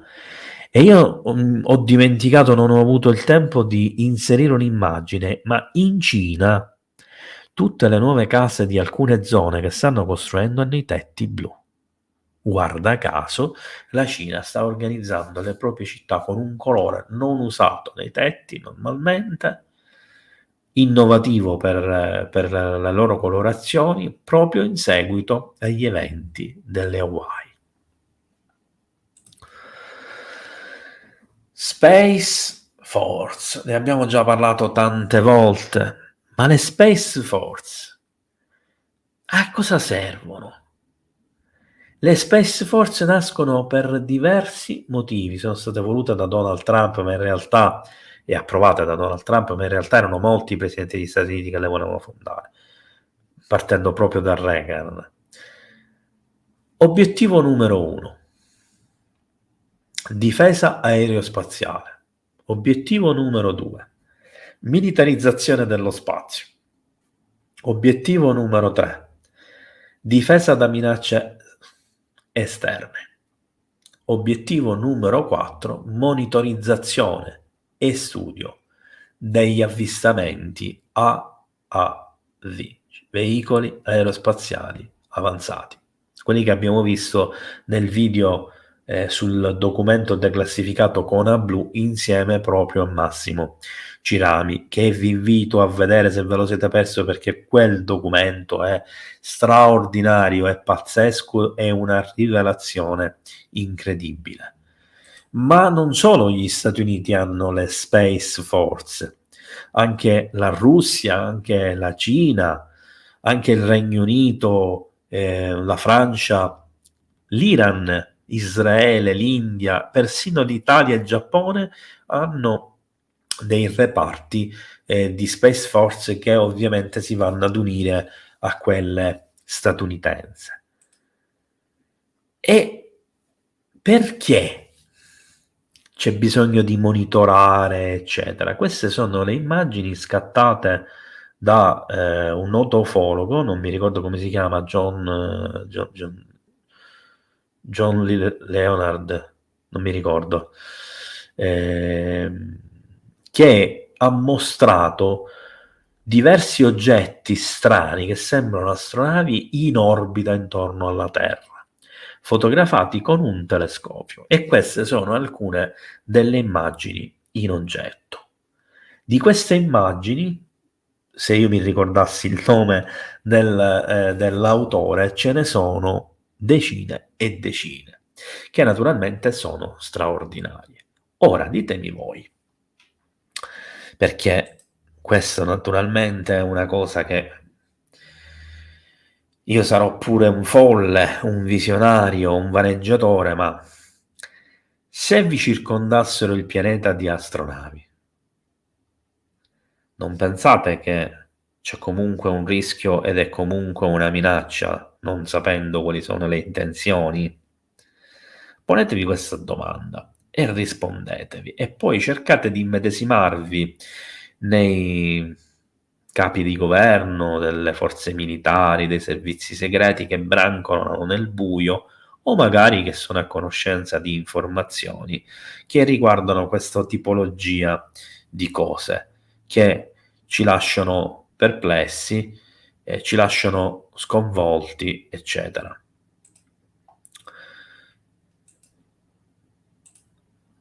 Progetto Solar Warden. Qualche tempo fa, almeno 2 o 3 utenti di UFO News GL mi hanno chiesto su questo progetto. Allora, io mando 8 secondi per tempo di bere di stacchetto e poi ci vediamo tra un istante.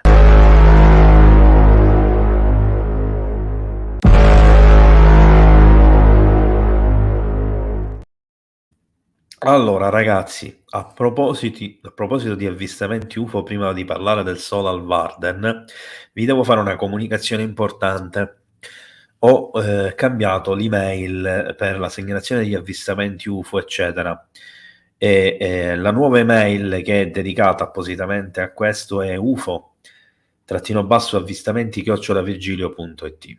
Vi raccomando, segnatevela, la trovate comunque in vari posti qui sul canale. Ancora devo terminare di fare qualche aggiustamento, e a tal fine ovviamente vi ricordo che potete inviarmi tutti i vostri video, i vostri avvistamenti UFO, di fenomeni paranormali straordinari a cui assistete, eccetera, se volete che vengano pubblicati. Faccio un esempio, per esempio, di fenomeni straordinari, come per esempio qualche giorno fa l'aurora boreale sui cieli di Palermo. Se volete mostrare un vostro video e mi date la concessione di farlo, ben venga.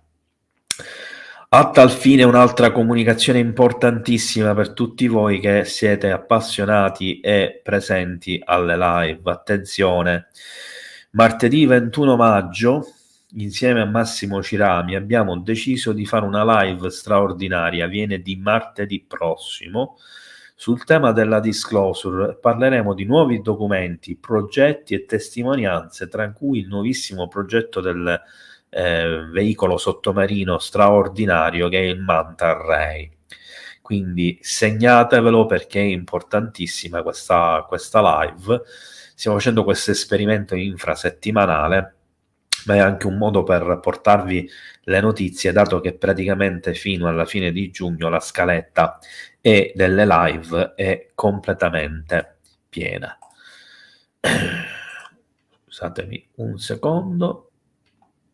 Ok, allora ritorniamo all'argomento. Il progetto Solar Warden. Il progetto Solar Warden è un progetto teorico che fu scoperto, almeno per quanto concerne dei dati, da un hacker britannico, e ovviamente questo è uno dei pochi dati che oggi troviamo in rete, se non ovviamente a livello teorico, della costruzione di 6 astronavi sigariforme da cui poi decollerebbero i famosi TR-3B e le versioni successive, e che sarebbe una flotta addirittura capace di viaggiare in modo incredibile, interstellare, di piegare, curvare il tempo, eccetera, quindi utilizzando proprio quelle tecnologie di retroingegneria, e che potremmo considerare,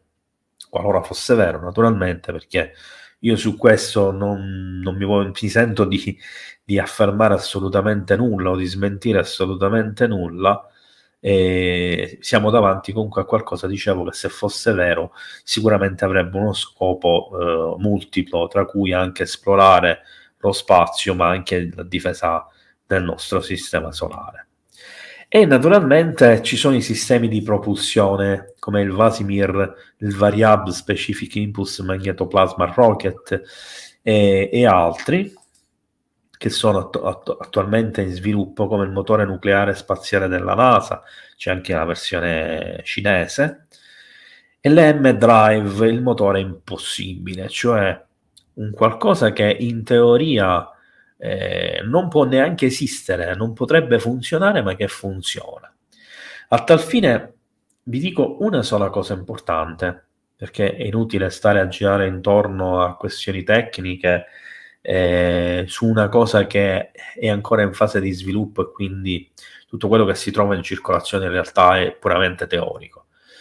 Ho avuto modo, alla conferenza che l'anno scorso c'è stata a Roma, che si intitolava Gli UFO incontrano la scienza, l'ufologia incontra la scienza, e in pratica ho avuto modo di chiacchierare con un amico che è ingegnere aerospaziale, che ha scritto molti libri, che ha fatto dei lavori per l'Ente Spaziale Italiano, e tramite Ente Spaziale Italiano ha lavorato per l'Ente Spaziale Europeo, e di conseguenza ha avuto a che fare anche con la NASA, che mi ha confermato che non solo i progetti di M-Drive sono esistenti e reali, ma che sono alla NASA molto più avanti di quello che si può immaginare. L'unico vero problema, come accennavo anche l'altra volta nella puntata sull'Area 51, è che seppur questo motore sarebbe in condizioni di essere messo in funzione, non esiste la tecnologia che allo stato attuale ci consentirebbe, perché tutto è un punto interrogativo, di andare ad una distanza sufficiente dal nostro pianeta per condurre un esperimento molto rischioso, perché parliamo di energie stellari per fare funzionare un motore del genere. Però, come potete vedere, sembra andare tutto nella direzione di un'umanità spaziale, di un'esplorazione spaziale, di una difesa planetaria, di un cercare in tutti i modi di intercettare e bloccare gli UFO, eccetera, eccetera. E questo famoso motore a curvatura della NASA, che è basato su quel motore impossibile, sull'MT, e ovviamente questa è un'illustrazione di cui trovate tra l'altro un video esplicativo qui sul canale. Se trovate la nave a curvatura c'è anche un video all'interno che vi spiega come si muoverebbe, eccetera, eccetera. E arriviamo alla conclusione di questo PowerPoint, dove dobbiamo capire innanzitutto che cosa sono le minacce extraterrestri, cos'è la minaccia aliena. Abbiamo visto sì la possibilità che ci possa essere la questione della minaccia di un attacco, di una cosa extraterrestre, ma che principalmente si tratta di un atteggiamento un po' menefreghista che porta a dei danni, a delle problematiche, eccetera, eccetera. e allo stesso tempo non dobbiamo dimenticare che esistono altre minacce extraterrestri, come i patogeni, come i meteoriti, gli asteroidi o altre eventuali catastrofi esterne. Ci sono i rischi di una militarizzazione spaziale, quindi di una minaccia da parte di altri paesi. Naturalmente c'è la necessità di un controllo e un monitoraggio del traffico UFO. E ovviamente siamo davanti alla necessità di sviluppare tutta una serie di tecnologie che avrebbero tra i vari compiti non solo quelli di proteggere l'umanità, di rendere visibili gli UFO, di cercare di abbatterli, di bloccare i meteoriti, di bloccare agenti patogeni, di bloccare intrusioni nemiche, missili nemici, tecnologie avanzate nemiche e via discorrendo.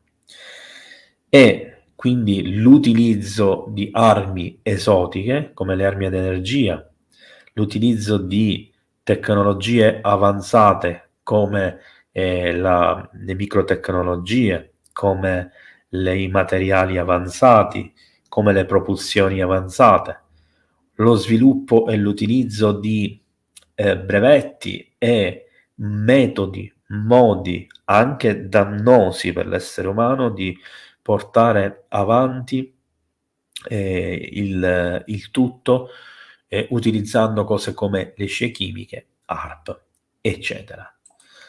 Intanto ho visto che qualcuno di voi ha dato la buonanotte, anche mia sorella, quindi ciao Agata e ciao a tutti gli altri che sono andati via.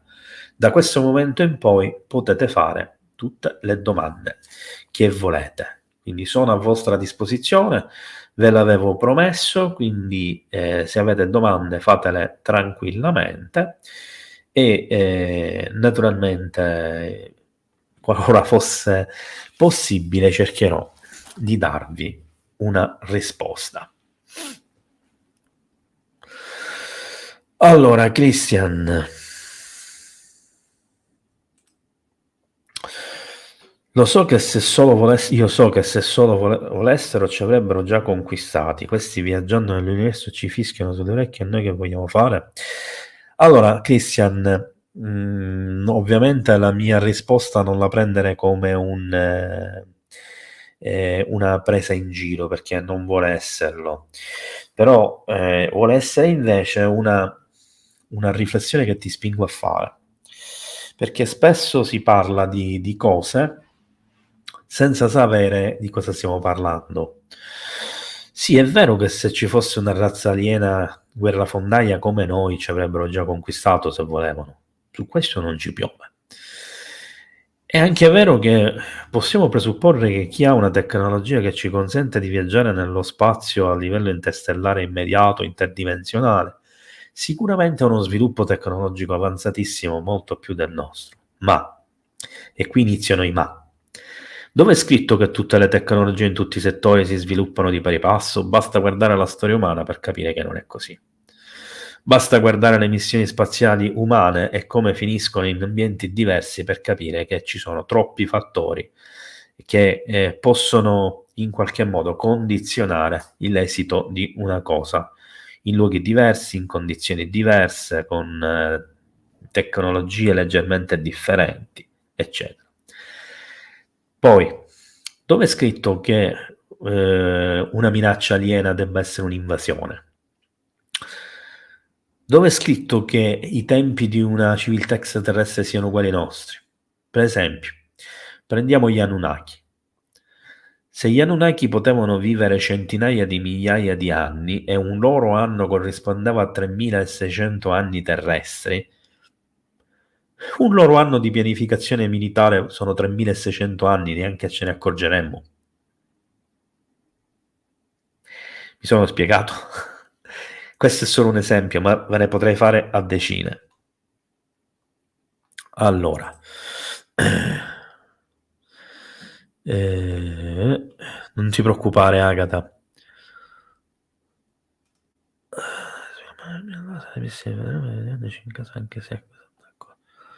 Ecco, bravo. SAL.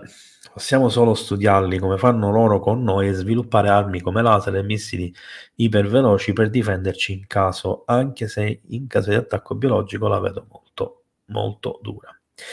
Allora, non voglio fare nomi, ma qualcosa che è spuntato all'improvviso, anche se non è propriamente così, qualche anno fa, in realtà potrebbe avere almeno in parte una provenienza di origine extraterrestre. Io ne parlai all'inizio che fondai questo canale YouTube facendo ben 2 video in cui dimostravo che ad ogni comparsa di focolare corrispondeva 15 giorni prima la caduta di un meteorite.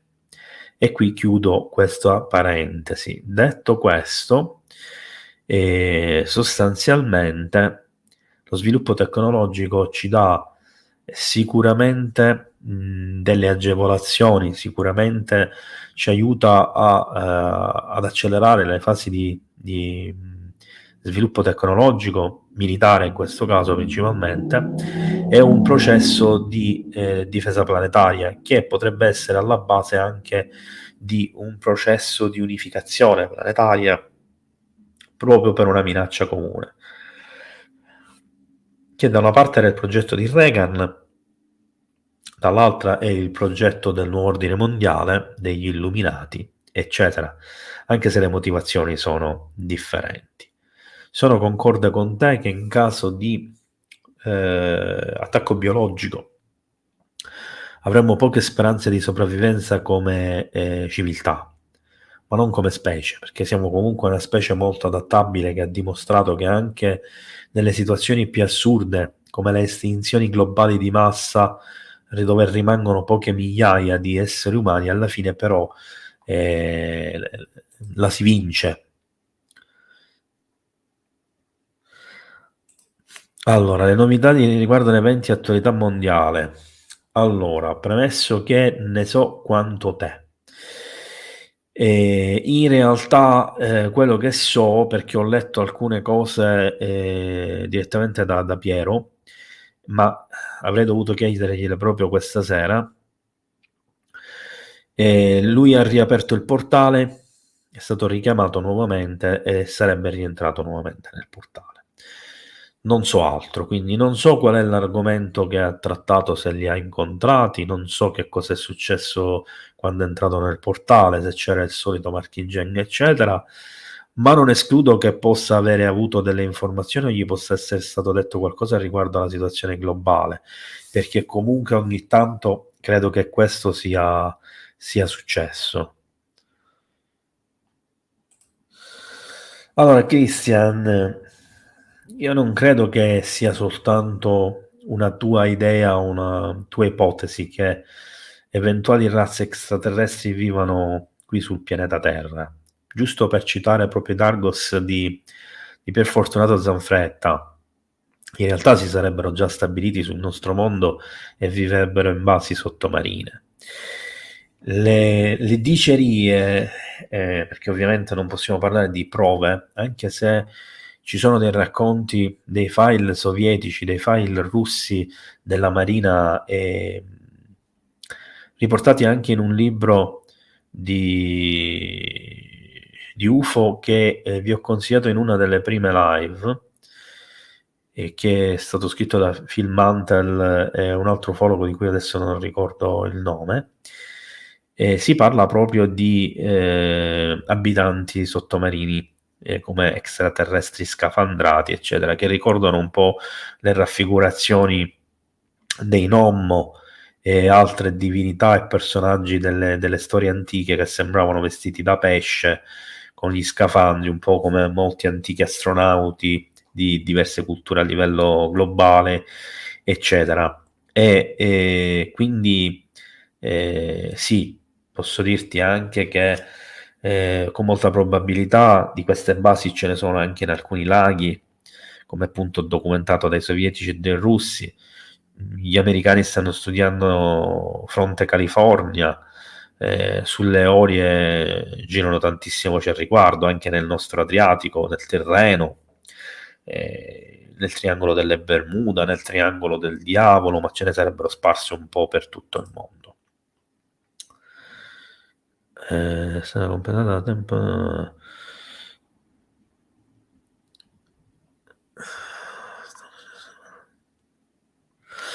Allora, sempre Christian. Eh, allora, per quanto riguarda la saga di Star Trek, secondo me c'è una cosa fondamentale di questa saga che riguarda il mondo degli UFO, cioè la non interazione, il non intervento. La prima direttiva di Star Trek, secondo me, è vigente in quelle che sono le razze non ostili, perché ovvio che se è una razza ostile un discorso del genere non vale. Quindi io mi attengo a quelli che sono alcuni documenti eh, che sto studiando, tra cui un briefing della CIA a Ronald Reagan, al suo insediamento, dove si parla di un numero specifico di razze conosciute con cui si interagisce a livello governativo e praticamente, a parte una che è assolutamente indifferente, che credo sia una delle razze dei grigi, si parla di due o tre razze ostili, di cui una estremamente ostile, e poi si parla di due o tre razze invece pacifiche che però mantengono appunto diciamo un distacco e una politica di non interferenza. Maya, allora, secondo me ci osservano e ci studiano da sempre perché hanno interferito anche con il nostro DNA e la nostra evoluzione, quindi quantomeno da centinaia di migliaia di anni, e come abbiamo visto nella scorsa live con Victor Nunzi, sicuramente gli Anunnaki in questo hanno avuto un ruolo, ma non escludo che ce ne siano stati altri, anzi sono convinto che ci siano stati altri interventi anche più corposi e che ce ne siano attualmente. A proposito di alcune cose che diceva prima Sal Crusader, proprio sull'ibridazione della specie, secondo me è in atto e in alcuni casi forse addirittura, come ha detto pure lui, conclusa. Ci osservano e ci studiano da sempre, sia come esseri umani, sia come civiltà, sia come generazione da generazione in generazione, sia a livello tecnologico, di sviluppo, di capacità mentali, di emotività, emozioni, amore, di chimica e via discorrendo. Più in dettaglio, sicuramente stanno aumentando il loro studio del nostro sviluppo tecnologico sociale e mi sento di dire che una delle cose che sempre di più stanno studiando nelle loro abduction sono le nostre emozioni, in particolar modo quelle che ci causano rabbia e frustrazione, perché ci caricherebbero di un'energia che ci riuscirebbe a far sbloccare da stati alterati di coscienza volontariamente proprio da loro, quindi ci permetterebbero di scollegarci da quella che è la loro materializzazione nella nostra mente, dei loro pensieri, quindi che ci fanno vedere quello che vogliono sostanzialmente.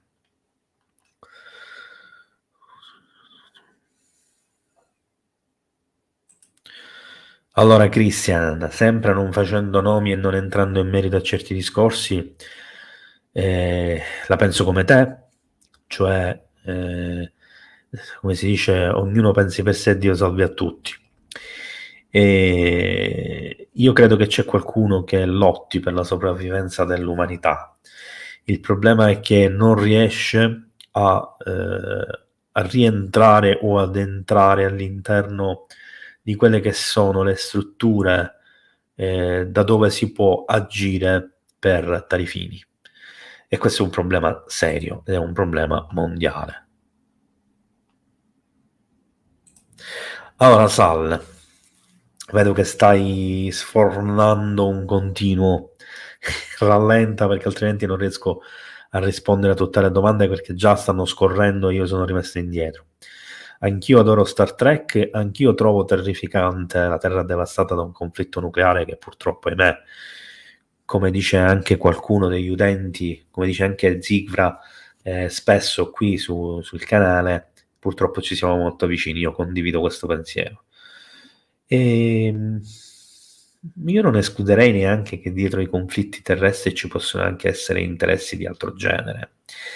E ovviamente quando si parla di scontro tra Russia, per esempio, e Stati Uniti, non è un caso che spesso da una parte o dall'altra si parla di alieni che sono in accordo e appoggiano quella politica, eccetera.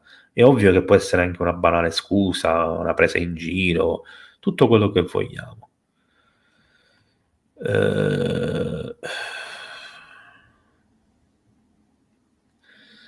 Pensi all'ex? Allora, Zigra.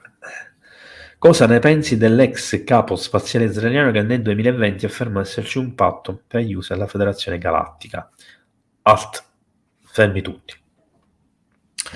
Per prima cosa non si è parlato di patto con la Federazione Galattica, si è parlato di collaborazioni tra Stati Uniti, Israele e razze extraterrestri. Punto. La Federazione Galattica non è mai stata citata e per me non esiste, non nei termini in cui se ne parla normalmente.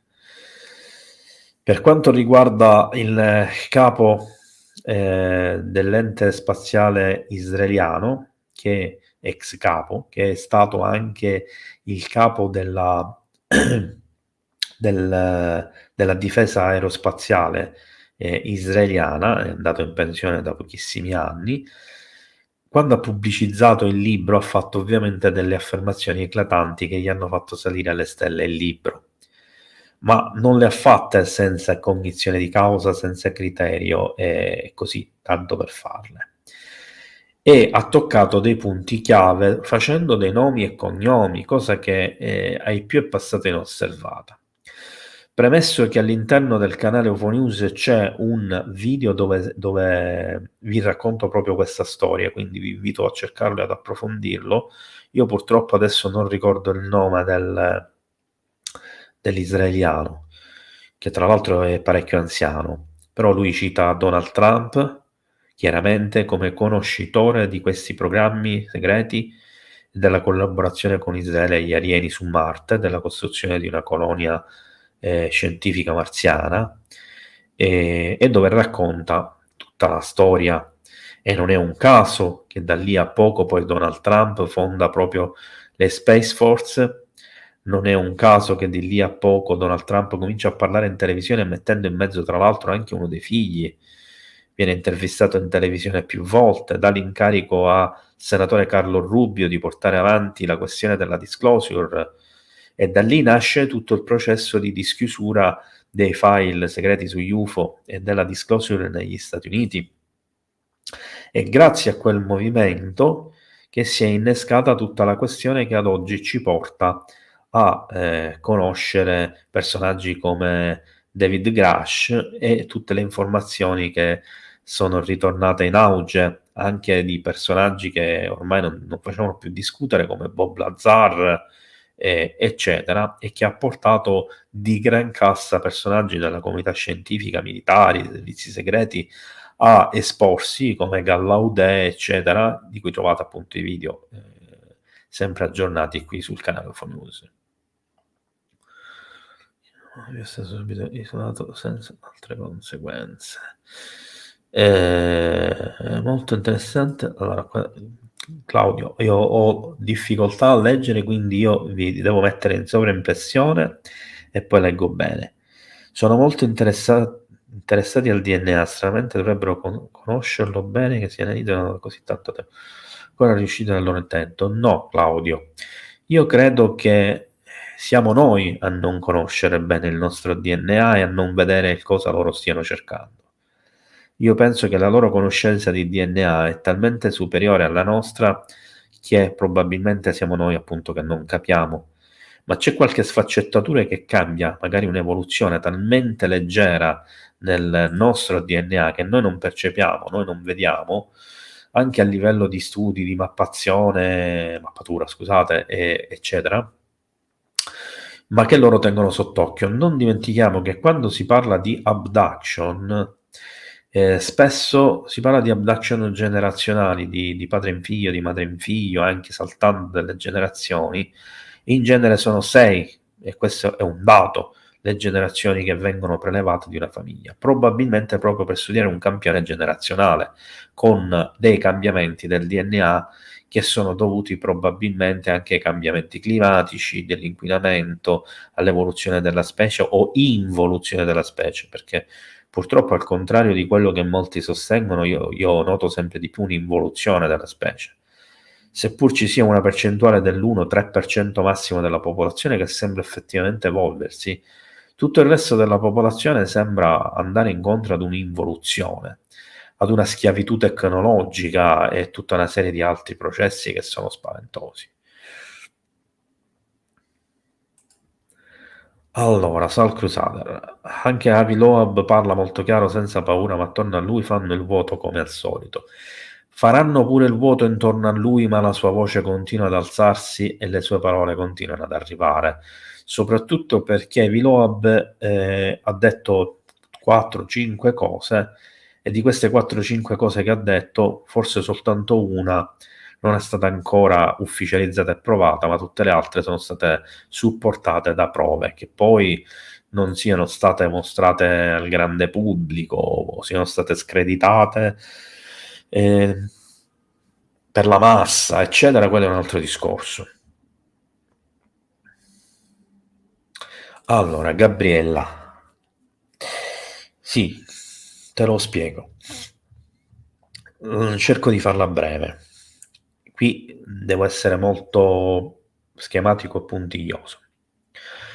Per noi che studiamo il fenomeno delle abduction, in particolar modo quelli che abbiamo a che fare con le ipnosi regressive, che facciamo ipnosi regressive o che le vediamo fare, comunque si segue un processo, una tecnica, eccetera, che ha lo scopo di portare alla luce dei ricordi che sono stati soppressi volontariamente per uno stato di shock oppure deliberatamente da chi ha fatto l'abduction per toglierti appunto dei ricordi che comunque potrebbero avere un'utilità.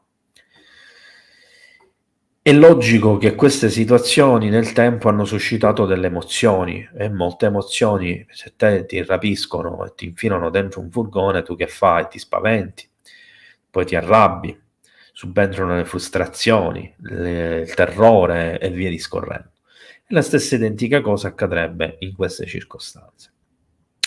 A lungo andare però si sarebbero accorti che alcune emozioni umane avrebbero la capacità di andare a interferire o addirittura bloccare i loro meccanismi di controllo mentale. Faccio un esempio. Si parla molto di razze di grigi, ma a volte anche di nordici, qualche volta addirittura anche di rettiliani, eccetera, che avrebbero la capacità di manipolare la mente perché comunicano mentalmente. È logico che chi comunica mentalmente te la può manipolare la mente. Ora, se questa capacità è ancora più evoluta, come potrebbe essere quella, ti faccio un esempio pratico del mondo dell'alienologia, del mondo delle abduction, cioè quella per esempio di una mantide. La mantide avrebbe addirittura la capacità di proiettare nella tua mente un luogo, delle sensazioni, facendoti vivere praticamente in un'esperienza come se tu la stessi vivendo in un luogo, per esempio, familiare, come può essere casa tua, anche se tu magari non la riconosci per quanto sia uguale, con persone che non ti sembrano quelle che realmente conosci, con cui hai a che fare, ma un surrogato, oppure dei manichini, dei robot, degli automi, eccetera, eccetera. Insomma, ci sono delle cose che non riescono a fare perfettamente, però ti manipolano. Come nel caso, per esempio, in cui un addotto si vede costretto ad avere dei rapporti sessuali, magari con delle creature mostruose, oppure subisce dei prelievi, ma se ne accorge dopo e durante il prelievo la vive come un atto sessuale. E quindi viene mentalmente manipolato per ottenere al meglio un risultato, e qui qualcuno potrebbe dire o riducendo al minimo i danni psicologici dell'individuo, ma non è così, è per creare una situazione di un certo tipo. E si sono resi conto quindi che questa manipolazione mentale, cioè questa capacità di proiettare nella tua mente delle immagini, delle sensazioni, eccetera, può essere sbloccato da una forte ira, da una forte rabbia.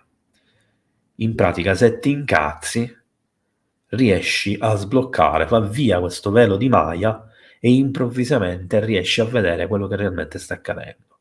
Cioè, se prima stavi vedendo la bella nordica, il bel nordico che stava parlando con te, adesso vedrai il grigio. Se stavi pensando che c'era l'infermiera che ti stava facendo il prelievo di sangue, vedrai la mantide, per dire, chinata sopra di te. Al posto della camera ospedaliera bianca settica ti renderai conto di essere una camera metallica senza nulla, con un letto freddo, senza finestre, circondato da gente che ti guarda, gente tra virgolette. Questo giusto per fare degli esempi, so che può sembrare un vaneggiamento. Emilia Volpe, ciao, intanto benvenuto perché non credo di averti mai visto nelle live, ti chiedo scusa se mi è sfuggito e quindi eventualmente benvenuto anche sul canale. E allora io non posso azzardare a ipotizzare una cosa così netta, però ti posso dire che in Val Malenco è molto probabile che ci sia quantomeno un'installazione, un impianto, un portale, un punto di ingresso. E a tal fine ti invito a vedere la live sulla Val Malenco, che può essere per te molto chiarificatrice in questo senso, ricordando che gli avvistamenti non sono altissimi solo in Val Malenco, ma sono presenti anche in Valtellina. A tal fine vi invito tutti a vedere proprio il video che ho postato oggi tra gli shorts qui sul canale UFO News GL, perché si tratta di un avvistamento interessantissimo. È un video fatto in Valtellina nel 2024. Purtroppo non sono riuscito ancora a mettere le mani sull'originale, quindi sulla data e i dati precisi, ma si tratta di un oggetto che è apparso praticamente durante una tempesta elettromagnetica di fulmini.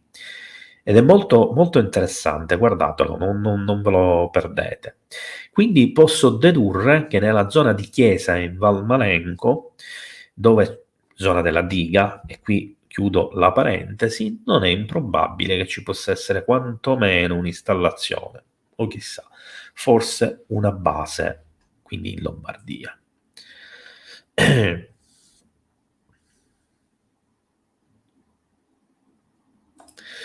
Sal, ecco, bravo, mi sei piaciuto, si dice alla palermitana.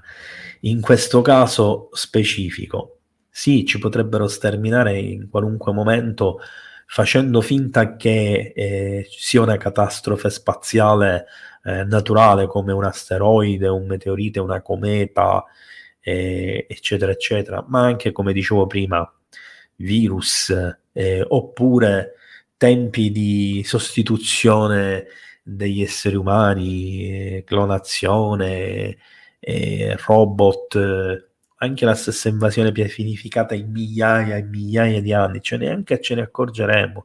La nostra vita è talmente breve.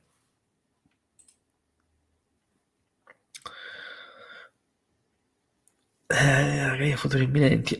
Beh, sì, anche quello è fattibile, cioè basta che ci autodistruggiamo, facciamo anche il gioco eventuale di chi vuole questo. Allora, Giorgio, Gabriele, mi ricordo che tempo fa vidi un programma televisivo che intervistarono pure a te. C'era un giornalista scientifico della zona, conosci, che suffragava l'ipotesi che i problemi erano dati da una Bade americana nelle vicinanze, forse Sigonella, non ricordo. Allora, Giorgio, ti riferisci sicuramente a Canneto di Caronia. Io non so a quale trasmissione ti riferisci, perché sono stato intervistato da più trasmissioni. All'epoca probabilmente stiamo parlando di Voyager, perché ultimamente sono stato intervistato anche da Speciale TG1. Tra l'altro ho contribuito, ho collaborato proprio alla creazione a livello tecnico, proprio di conoscenza ufologica della trasmissione. Poi mi hanno lasciato soltanto 10 secondi contati di esprimermi, ma quello per altre problematiche. Allora, Canneto di Caronia Ci furono diversi giornalisti, ricercatori e anche un generale, se non ricordo male, che si espressero in quella puntata in cui io parlai. C'è il video comunque qui sul canale UFO News se vi interessa, delle anomale frane della zona del Messinese, che sembravano essere montagne che si liquefacevano come se fossero state colpite dalle microonde, esattamente come avveniva a Canneto di Caronia, ma ovviamente qui stiamo parlando di uno spazio molto più grande, stiamo parlando di una questione molto più complessa. Io non ricordo chi era il giornalista e cosa disse, però quello che posso dirti è che, lasciando perdere i giornalisti, gli ufologi e i ricercatori esterni, fu proprio la protezione civile, con l'incaricato nazionale della regione Sicilia, in qualità di scienziato, a dirigere le operazioni per circa 2 anni o forse 4 anni, adesso non mi ricordo, a cavallo tra il primo e il secondo gruppo di eventi, dopo che già erano intervenuti i vulcanologi, i sismologi, erano arrivati 2 scienziati della NASA, erano intervenuti i tecnici delle ferrovie dello Stato, erano intervenuti diversi operatori di diverse sezioni. Si organizzò un gruppo di lavoro sotto la protezione civile e questo scienziato, che poi si coinvolse anche un altro scienziato militare, anzi fu fatto militare proprio per fargli mantenere il segreto militare, ma era un civile, era un medico. Io purtroppo non ricordo i nomi, ho difficoltà serie per ricordare tutti i nomi, perché immaginate quante cose mi farfugliano nella testa, soprattutto in questi momenti. E lì ci fu l'intervento della Guardia Costiera, della Marina Militare Italiana, dell'Aeronautica Militare Italiana, della Protezione Civile, dei Carabinieri, della Polizia Municipale di 3 paesi, i Vigili del Fuoco di 3 paesi, l'ENAV, non mi ricordo, no, quello dei vulcanologi, insomma, eccetera, hanno operato sul posto, incluso l'ARPA. Più ci furono università, studiosi e ricercatori indipendenti, come ovviamente me. Furono affrontate delle ricerche anche sul paranormale, furono coinvolti sacerdoti esorcisti come Padre Amort, e furono fatte delle ricerche in tutta la zona limitrofa sugli ex voto di un monastero molto strano che si trova nelle vicinanze, dove ci sono un sacco di raffigurazioni di alieni e affondamenti di barche o salvataggi di persone, entità che appaiono alle persone malate, eccetera. E in tutto questo caos, in tutto questo marasma, la protezione civile annunciò, ma durò circa 8 ore questo annuncio, poi furono ritirati tutti i volantini che furono appesi per le strade, che arrivarono all'epoca alla trasmissione Mistero, quando ancora la presentava Enrico Ruggeri nella sua primordiale versione, che era quella autentica, la migliore, quella che affrontava realmente i misteri cercando di dare delle risposte. Praticamente in questo documento la protezione civile affermava 2 cose importanti. La prima, che forze armate straniere, non citava direttamente gli americani, ma era sottointeso, operanti a nome di alleati, quindi citava indirettamente la NATO, conducevano esperimenti di nuove tecnologie degli armamenti, in particolar modo con le microonde, eccetera, e hanno ingaggiato in più occasioni combattimenti e tentativi di abbattimento con l'uso di queste armi sperimentali di oggetti appartenenti ad una fazione sconosciuta, cioè UFO extraterrestri. Spero che questa risposta ti sia piaciuta.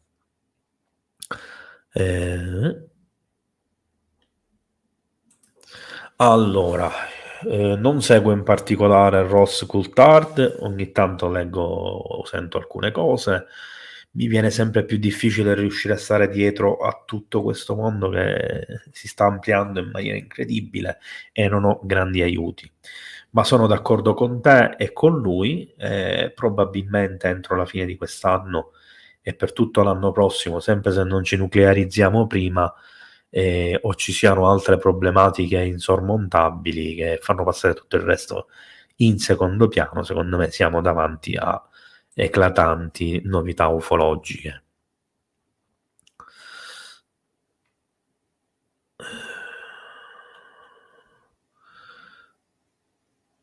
Ziga, il tuo messaggio è partito, la tua domanda 3 volte. Ciao Serena, di niente Emilia. Ah, ti chiami Alessandro? Ma ecco questi account al femminile e poi siete uomini o al maschile e poi siete donne e poi uno non si ricorda chi è.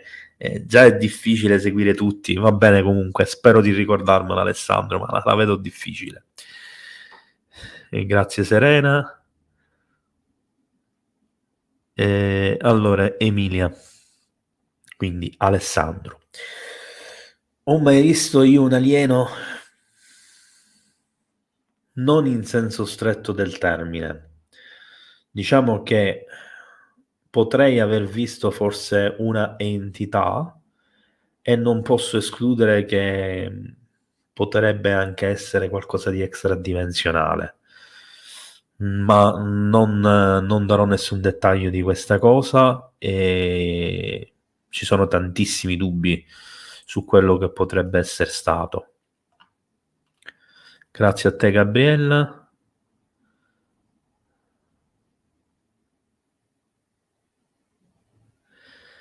Serena, non ti preoccupare e grazie comunque.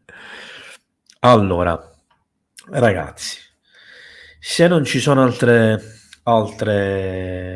Ah, ecco, stavo per dire se non ci sono altre domande ed ecco che Zigvra parte con una domanda. Allora, se avete altre domande scrivetele adesso perché fra 5 minuti massimo io vi blocco. E ovviamente faccio un'altra pausa di un attimo, così vi do il tempo e io mi prendo anche il tempo di bere.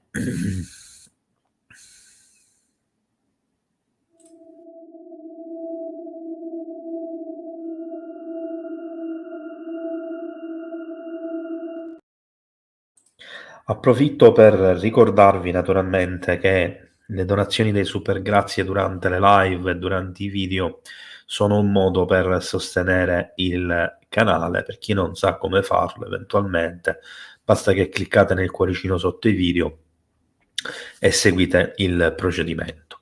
Vi ricordo anche che esiste un abbonamento del canale che è un modo per sostenere mensilmente con una cifra piccolissima questo canale e naturalmente che potete sostenerlo anche tramite l'acquisto del mio romanzo di fantascienza Cronache dello spazio, Marte, il pianeta degli antenati. Vi ricordo nuovamente di fare attenzione perché il 21 maggio, martedì, insieme a Massimo Cirami, salvo imprevisti nell'ultimo momento, mi auguro di no, faremo una puntata live streaming speciale sui nuovi documenti, progetti e testimonianze sul Manta Ray e sulla Disclosure, in quanto ci sono comunque delle piccole novità abbastanza importanti. E vi ricordo ancora una volta che la nuova email per le segnalazioni di avvistamenti UFO, UFO avvistamenti con il trattino basso tra UFO e avvistamenti, @virgilio.it.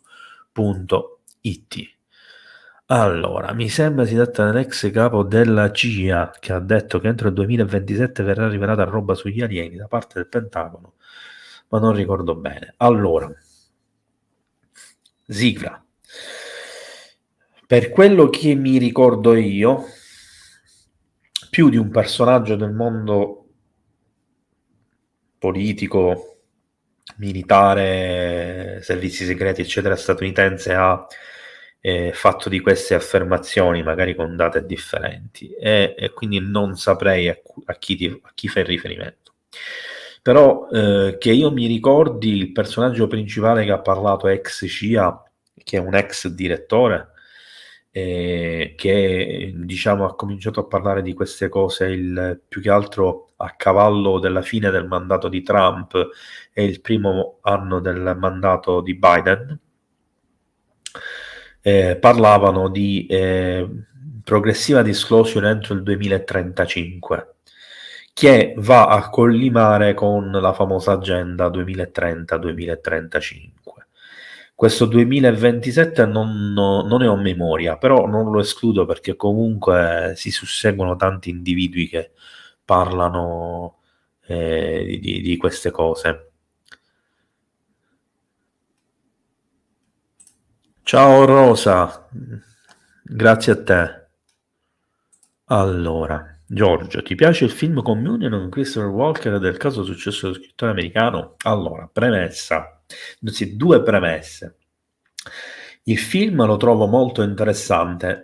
Piacere, secondo me, è un'affermazione errata in questo senso, perché non è così bello e poteva essere realizzato, secondo me, anche molto meglio, anche per l'epoca. Ma lo trovo molto interessante. Il problema è che però rispecchia solo al 50% quella che è la storia descritta e importante di cui ci ha messo al corrente appunto lo scrittore. Ora, io mi ero ripromesso prossimamente di suggerirvi un libro che non ho qui a portata di mano, altrimenti lo facevo adesso, che riguarda proprio questo caso, e lo riguarda direttamente e indirettamente, perché in realtà ci sono dei ricercatori, uno in particolar modo universitario statunitense, che ha fatto delle scoperte importantissime e sconosciute anche alla maggioranza degli ufologi, dei ricercatori, eccetera, che riguardano un collegamento tra i fenomeni delle abduction e i fenomeni di premorte.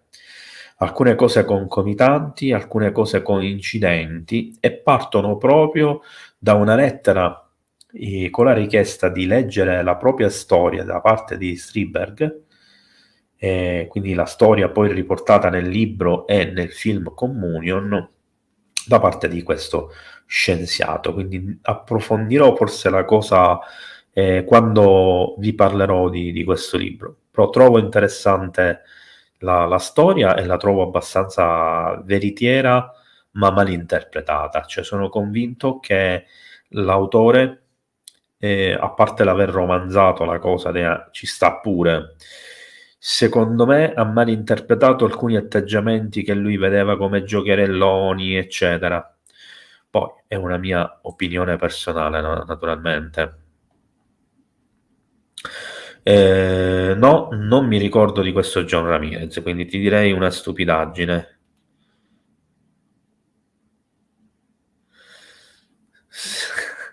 Grazie Serena. Allora, io penso che qualche stupidaggine la diciamo tutti, anche io magari anche nelle live la dico, solo che me ne accorgo e l'ammetto. Allora, sugli ultimi avvistamenti sono veri, Serena. Dipende quali, dovrei vedere e discutere gli avvistamenti in sé. Quello che ti posso dire è che quelli che pubblico io al 90% li reputo già sicuri in partenza. Ce n'è forse un 10% che mi lasciano perplesso, mi lasciano con dei dubbi, ma preferisco divulgarli comunque perché sono interessanti. Per quanto riguarda invece i vostri video, cioè quelli che mi vengono segnalati, che analizzo e pubblico, li pubblico solo e esclusivamente se li reputo interessanti e importanti. Per quanto riguarda gli avvistamenti a livello globale, non ne analizzo molti, però quei pochi che ho analizzato che hanno attirato il mio interesse, come nel caso di New York, per esempio, sono sicuramente molto veritieri. Sì, Gabriele, è l'INGV, quello dei vulcani e dei terremoti, ma non mi ricordavo assolutamente. Allora, parla di evento programmato, se comincia a pensare in pochi anni, forse non si era mai vista tanta agitazione sull'argomento. Allora, questa è una domanda a cui invece, anzi non è una domanda, ma io ci vedo comunque una risposta. Allora, Zigfra, negli anni 80 non si era mai vista tanta agitazione sull'argomento, quindi dagli anni 80 suppongo che volevi dire. Io invece ti dico che non è così. Il problema è puramente mediatico e in questo caso è proprio dei media. Il problema è che sostanzialmente i media non hanno mai dato peso, importanza e voce a certi fatti. Ci sono state delle persone, soprattutto negli anni 70-80 e prima metà degli anni 90, coraggiosissime, che hanno rischiato la propria vita e in molti casi ci sono anche morti con finti suicidi. Saranno almeno 25-30, quasi tutti negli Stati Uniti, che hanno fatto questa fine, perché volevano parlare di questi argomenti, avevano attivato la giusta attenzione, stavano dando delle informazioni concrete. Uno di questi, che per fortuna non è arrivato a essere ucciso, anche se ci hanno tentato 2 volte, una volta sparandogli, una volta investendolo, è Bob Lazar. Ma ce ne sono tanti altri invece che hanno fatto una brutta fine. Quello che posso dire è che ci sono state delle ondate di avvistamenti UFO incredibili, come quella del Belgio, come quella di Phoenix, eccetera, che hanno dato delle prove certe dell'esistenza degli extraterrestri nei nostri cieli. Il problema appunto è che i media non hanno e non danno alcuna prova, non la valutano, e se è sufficientemente valutabile e importante la denigrano e trovano delle scuse. Lion, sarai pure arrivato alla fine della live, ma ti ricordo che il video rimane nel canale e la puoi comunque ascoltare. E qualora dovessi avere delle domande, lo stesso vale per tutti gli altri, vi ricordo che mi potete lasciare le domande anche in differita sul video e che io vi rispondo il prima possibile. A tal fine vi chiedo scusa se ci sono dei messaggi a cui non ho risposto oggi, ma non ho avuto un attimo di tempo. Questa sera infatti mi sono ingozzato un panino farcito in 2 secondi, in 10 secondi me lo sono mangiato per riuscire a fare la live, poiché quell'ora e mezza che ho avuto prima della live l'ho dovuto utilizzare per tirare fuori l'argomento, sistemare per sommi capi, anche commettendo degli errori, il PowerPoint da mostrarvi e dare una svelta ripassata per quello che era possibile all'argomento. Quindi ti invito comunque a vedere la live in differita, anche perché stiamo andando verso la conclusione. Io comincio ad avere anche una certa stanchezza. Gabriella, grazie per il complimento e niente, grazie a tutti. Stop alle domande. Io vi do gli ultimi annunci nuovamente per una questione di correttezza e di importanza. Vi mostrerò il libro, vi darò un consiglio, anzi iniziamo da subito su questa cosa. Abbiamo parlato, anche se poco e solo come accenno, alla questione delle scie chimiche, quindi il primo libro che vi consiglierò su questo argomento è un libro tutto italiano, scritto da Antonio e Rosario Marcianò, che è qualcuno che sente parlare di scie chimiche, sicuramente ha seguito per anni con Tenchi e Renemi e che conosce, che è Scie chimiche, la verità nascosta e le prove, che è questo qua. Ovviamente, come sempre, vi inserirò tutti i dati nel video, quindi in bio.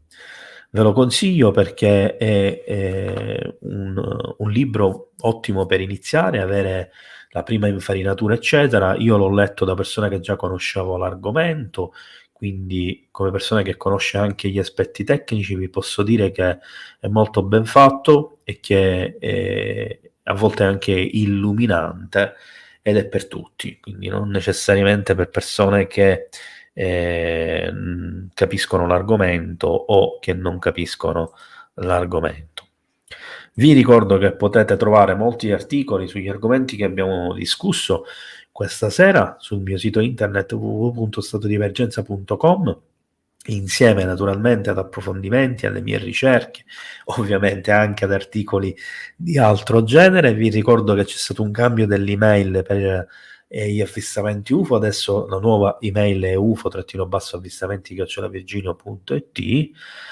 E vi ricordo ancora una volta di fare attenzione che martedì 21 maggio ci sarà una live speciale sulla disclosure insieme all'amico e collega Massimo Cirami, dove parleremo dei nuovi documenti, nuove testimonianze, progetti, tra cui quello del Manta Ray, e se ci saranno novità da dare all'ultimo momento lo faremo pure. Questo per darvi la possibilità di venire a conoscenza di determinate informazioni, di poter fare le vostre domande, ovviamente in un contesto molto preciso e con due persone che si intendono dell'argomento, che lo seguono, eccetera. E ovviamente vi ricordo, e ricordo soprattutto a tutti coloro che ancora non lo sanno, magari nuovi utenti, eccetera, che potete seguire le live del Salotto dei Misteri con il sottoscritto Gabriele Lombardo ogni venerdì sera alle 21:10. Ragazzi, io sono sfinito, buonanotte a tutti, buon proseguimento, buona navigazione, grazie di essere stati qui con me, un bacio. E prima di salutarvi vi ricordo che il mistero vi attende sempre, ogni venerdì sera, e naturalmente occhi aperti, occhi al cielo, guardate sempre il cielo. Ciao a tutti.